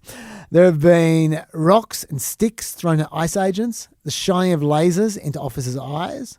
According to recent reporting in the Oregonian, there have been 29 arrests during ICE protests this year, 18 of them in June. Still, most nights see a few dozen protesters at most. Comparing this to the 2,000 plus nightly protesters in 2020 is not just apples to oranges, it's apples to an apple-flavoured sugar crystal on an apple jar. I think you should listen to her. She's trustworthy. That's a good line. Nancy Roman. But there is one time, if we're being honest, when things do get rowdy, and it's when conservative journos show up. That's when it gets rowdy. And by the way, I'm not blaming conservative journos. They have the right to free speech. They have the right to report. They have the right to record videos. Yes. I'm not saying they don't. I'm not saying it's all your fault. I'm just saying that is when things get a bit rowdy, when you've got two people from different political sides and they escalate against each other. I actually, to be honest, from what I've seen of the footage, I actually think usually it's more the protesters' fault than the conservative journalists' fault. Yeah. Either way, I'm just saying this is what understandably happens. And it happens and vice versa. Yeah. Totally. This is what understandably happens when you get two groups from different political factions and they don't like each other to begin with and they get in each other's faces. Someone's filming a bit too close. Someone reacts a little bit too angry and they escalate off each other. Okay, that's what happens. And that creates a cycle over and over again. And then more conservative journalists come and they get rowdier and the protesters get rowdier again and it keeps on going. And then obviously if the National Guard show up, they get even rowdier again because they want to face off to these guys, go get out of our town. Sure, yes. Right? So it makes sense. The more you escalate, the more the other side is going to escalate. Yeah. Right? Yeah. But in this case, even when Kristi Noem turned up, so you'd think that this is massive, big boss. Massive huge. escalation now. It was pathetic. Look at this protest here.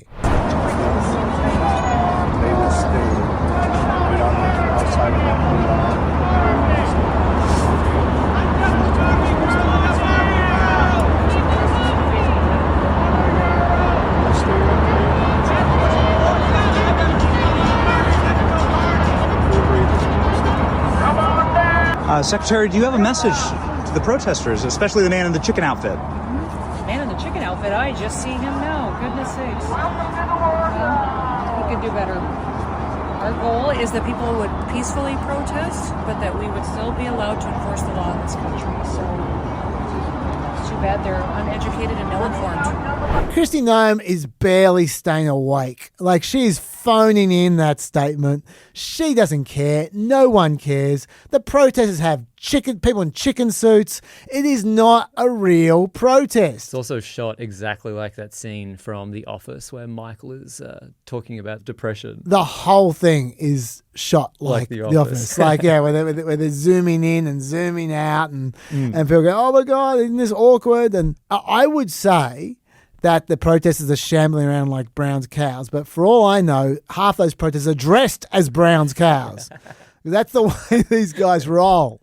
There was one guy who got himself into a mess, our old mate from Planet America, Nick Sortor, who I interviewed 2 weeks ago. Yes. And now I'm really glad I interviewed him. Yeah. I mean, I was glad at the time because I actually felt like I got a sense of his mindset.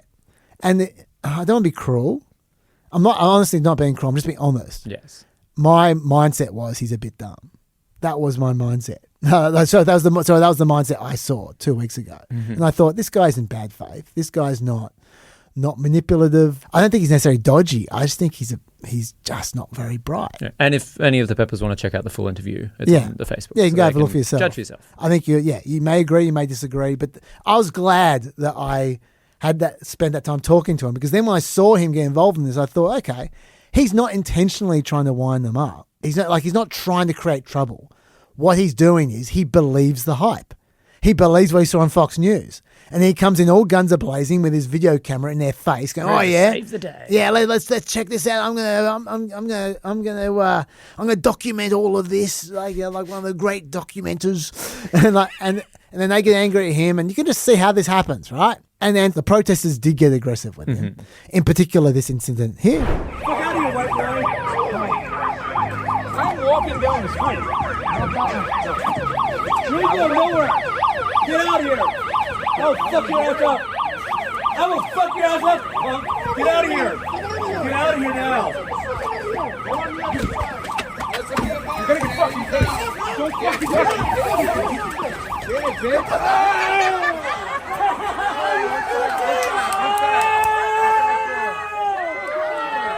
Not really a huge deal, a bit of chest bumping, then some dude pushed him into a dirt patch with an open umbrella. It's kind of a bunch of 50-year-olds acting like they're 12.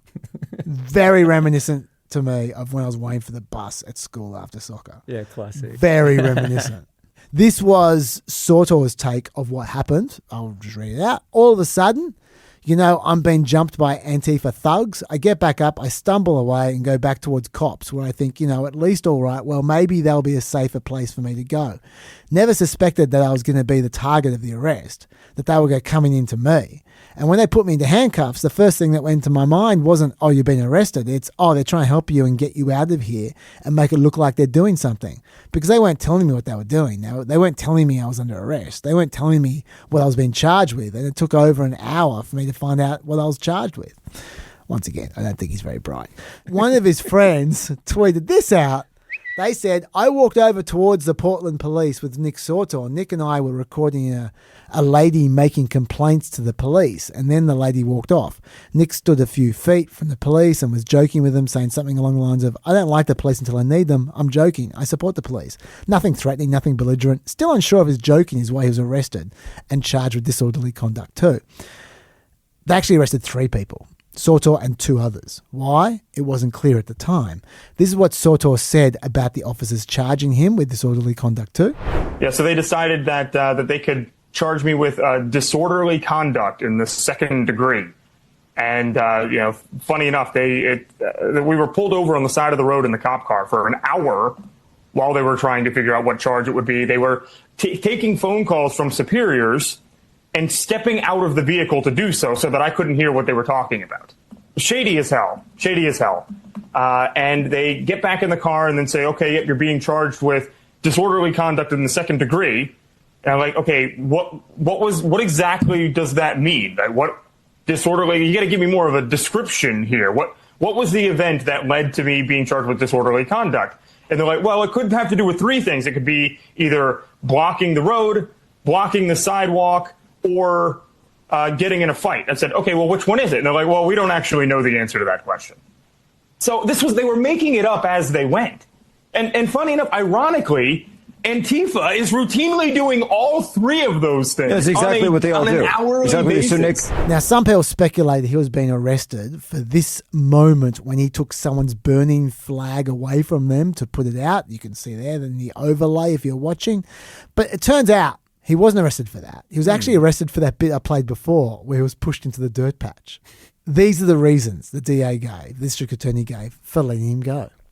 I've got the actual transcript here. Sortor was on scene recording video of the demonstrators, including shining lights at them in furtherance of this. Immediately prior to the incident here, Sortor is walking from the street to the sidewalk when he's confronted by a person in all black and a verbal exchange ensues. During this time, Lee, that's the one someone else is arrested, is observed using an open umbrella to push Sortor. Sortor pulls the umbrella out of her hands. The crowd converges on him, and Davis, that's the other one who's arrested, is in it, getting within inches of Sortor and appears to swing something at him. Sortor attempts to get away, and Lee pushes him into the bioswale, a depressed drainage opening next to the street. That's a dirt patch, where the crowd surrounds him and appears to try to prevent him from getting out. In this instance, after observing what was described as a scrum between Davis, Yee and Sortor, Portland police intervened and made targeted arrests of all 3 individuals to defuse and de-escalate the situation.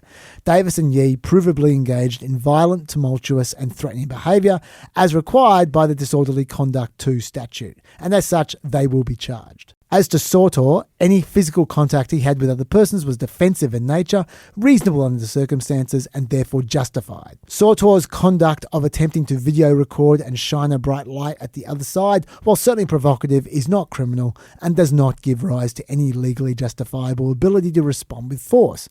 Separately, there is video of Sortor taking a burning flag from an individual during this episode and putting the flames out. This conduct does not support any criminal charges given the particular context in which it occurred.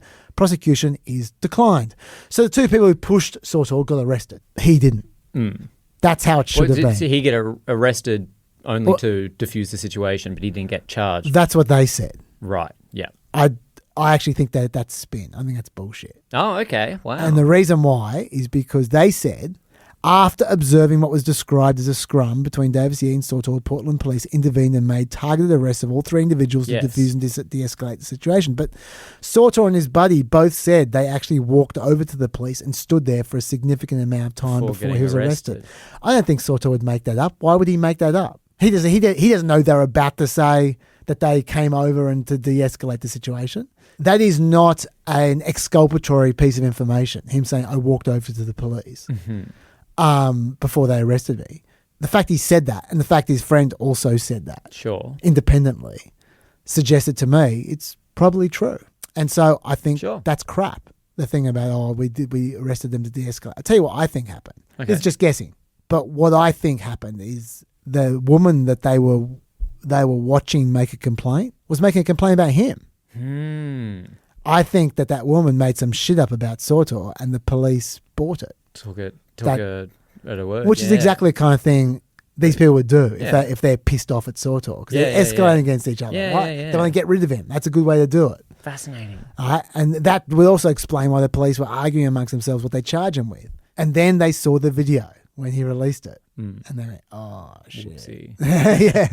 That's what I think happened. Anyway, I might be wrong, but that's my guess. And I tell you all that to show you, Sortor definitely should not have been arrested. I mean, we've seen the footage. He shouldn't have been arrested. And he wasn't charged in the end. He was arrested temporarily. But importantly also, justice was eventually done. Thirdly, the whole thing was very minor stuff. The police could just let it all go. That's all kind of of them. my overwhelming thought. This is so petty. We've all been in far worse situations than that, right? Okay, like the police did not have to get involved at all. I understand why they might have, because they just want to keep a lid on things, but very minor stuff that we definitely don't need a National Guard to help out in. Yeah. And we barely need anyone to help out in. It's nothing. If these people weren't acting so childish, it wouldn't be an issue, right? Yet the administration's response was notable. Oh, this part. Yeah, okay. They clearly wanted to make Sortor the new Big Balls, which recall, he was the excuse for Washington, D.C. Oh, we got to give that 19-year-old kid an actual name. He was their excuse to send in the National Guard to Washington, D.C. And they wanted to make Sortor the excuse to send the National Guard into Portland. Sawballs. Yes, when he's in the dirt patch. Sortor tweeted about how Attorney General Pam Bondi has ordered a full investigation led by Assistant Attorney General Harmeet Dillon of the Portland Police Bureau, as in the investigation is of the Portland Police Bureau. Following my wrongful arrest last night, Bondi confirmed to me she personally called me to deliver this news, and I'm incredibly grateful to her for doing so. Who gets personal courtesy calls from the Attorney General because they were pushed into a dirt patch and then wrongfully temporarily arrested with a minor charge? By the way, how did Bondi know at that point that he was wrongfully arrested? Had she seen the footage? But yeah, at that point in time, they hadn't publicised why he was arrested. Like what incident? It could have been some other incident. It could have been something that wasn't filmed. So she didn't even know what he'd been arrested for at that point, but she just assumed it was wrongful. Yes. Interesting. And then even worse, after we hear that the Assistant Attorney General for the Civil Rights Division is launching an investigation into the Portland Police, the person in charge of that investigation tweets this. Harmeet Dillon. Portland, it's FO time. Buckle up. As an aside, Harmeet Dillon knows no other tough talking phrase except FAFO.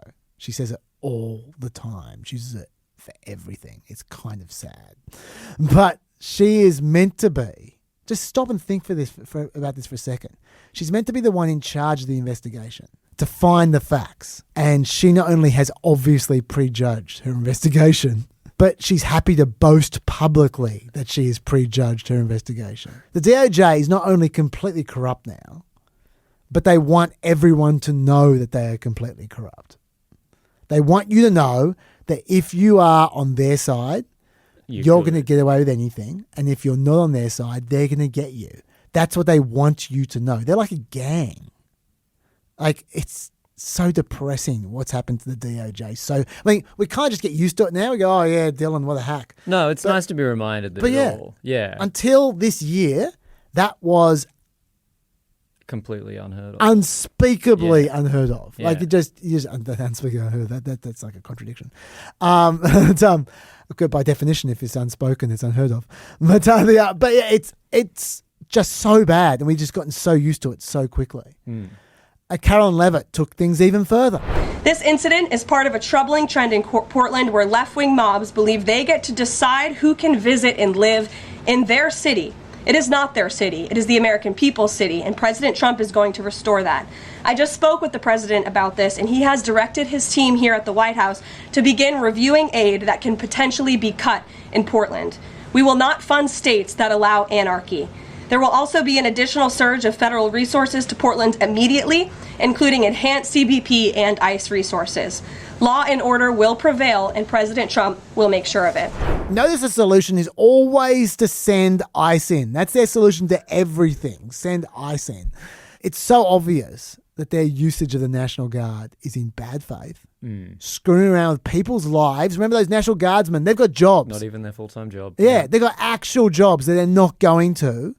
They might not be conservatives. Imagine if you're just wasting your entire year on some stupid conservative cause you don't even believe in because you volunteered to help the community out. That's why you're in the National Guard. It's such an abuse. It's such a massive abuse. And the government is almost entirely tribal now. It makes me despair. Of course, the king of overreactions is always Stephen Miller, who said... When in our history have we tolerated unlawful riotous assemblies night after night around FBI buildings or ATF buildings or DEA buildings? This is the textbook definition of domestic terrorism. Miller is explicitly calling First Amendment protests there domestic terrorism.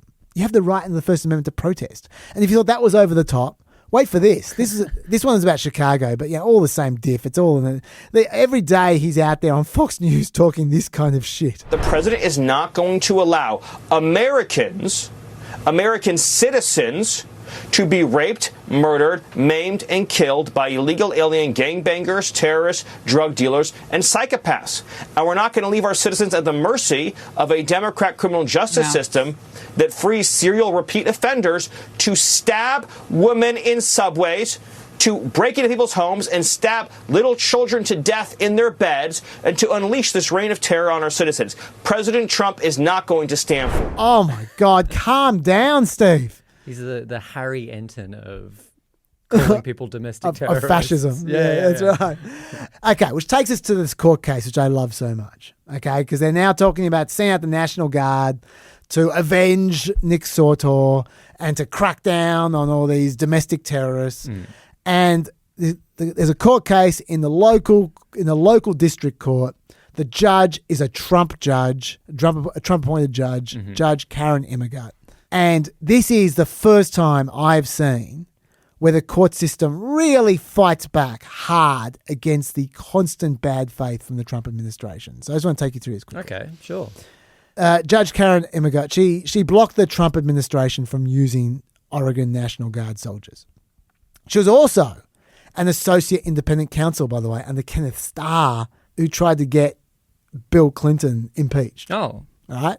So that's pretty conservative. Trump and the Defense Department had ordered 200 Oregon soldiers for a 60-day deployment, and she said, under Section 12406, where you theoretically can deploy the National Guard, the president may federalize National Guard service members if, one, the United States or any of the Commonwealths or possessions is invaded or is in danger of invasion by a foreign nation. And that obviously doesn't apply. Okay, there's no invasion going on here. even by Trump standards, even by Stephen Miller standards. 2, there is a rebellion or danger of a rebellion against the authority of the government of the United States. And 3, the president is unable with the regular forces to execute the laws of the United States. The administration's arguing 2 and 3. First of all, she cites the California case with Judge Breyer, where they went through in detail what is the definition of a rebellion. A rebellion must not only be violent, but it also must be armed. A rebellion must be organized. A rebellion must be open and avowed.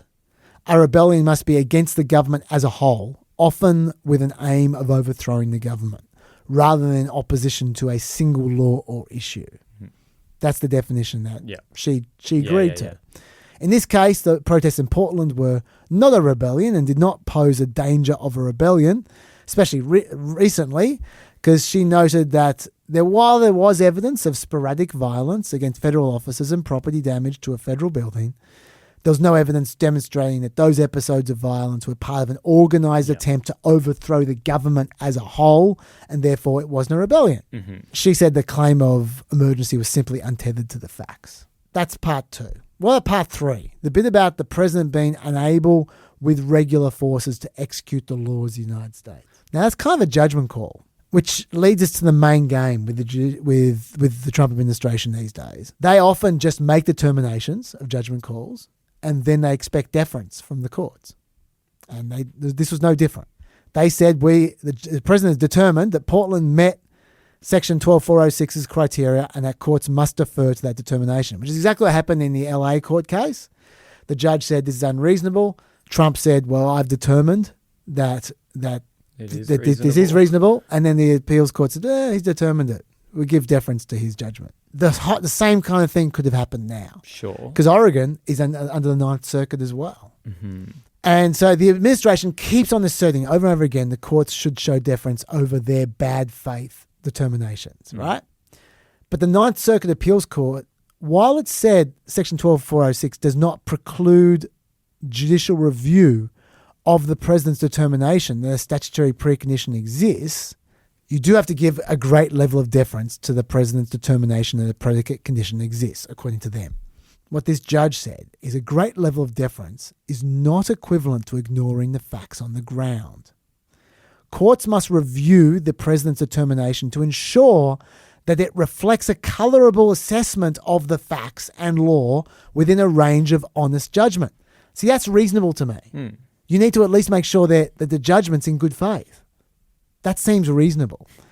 At the same time, the executive's exercise of his authority to maintain peace must be conceived in good faith, that's what she said there, in the face of the emergency and directly related to the quelling of the disorder or the prevention of its continuance. Deference implies giving the president the benefit of the doubt.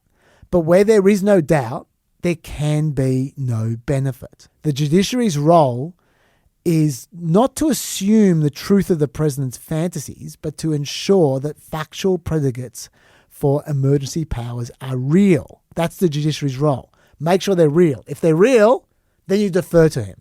But you have to judge that they're real.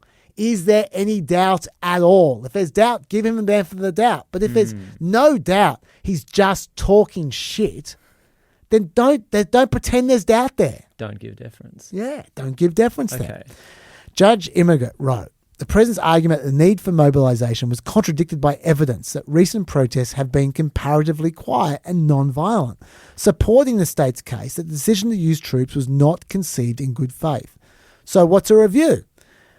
This is her review. She said, from June 11th through to June 25, the protests in Portland included violent behaviour and required an increased law enforcement presence. If he'd gone then, she would have said fine.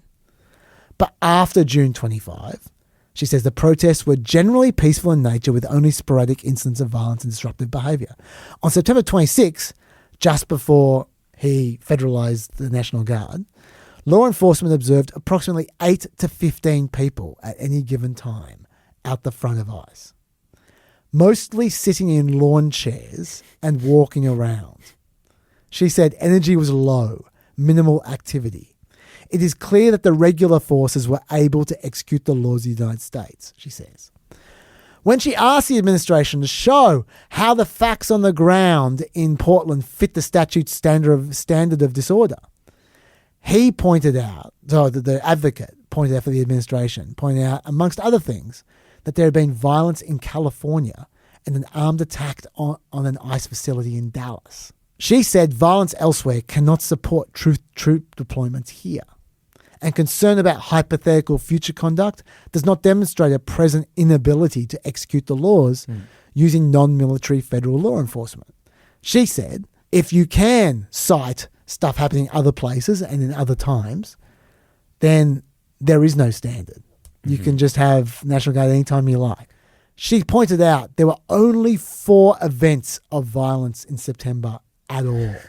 The first involved protesters setting up a makeshift guillotine. We saw that one, and which was not very scary. But she cited that as one. Yeah. The second involved 4 people shining overpowered flashlights in the eyes of drivers. The third involved someone posting a photograph of an unmarked ICE vehicle online. That's a pretty low bar. Okay. And the fourth involved additional drivers having flashlights shone in their eyes. She said that is it for September. That has been documented.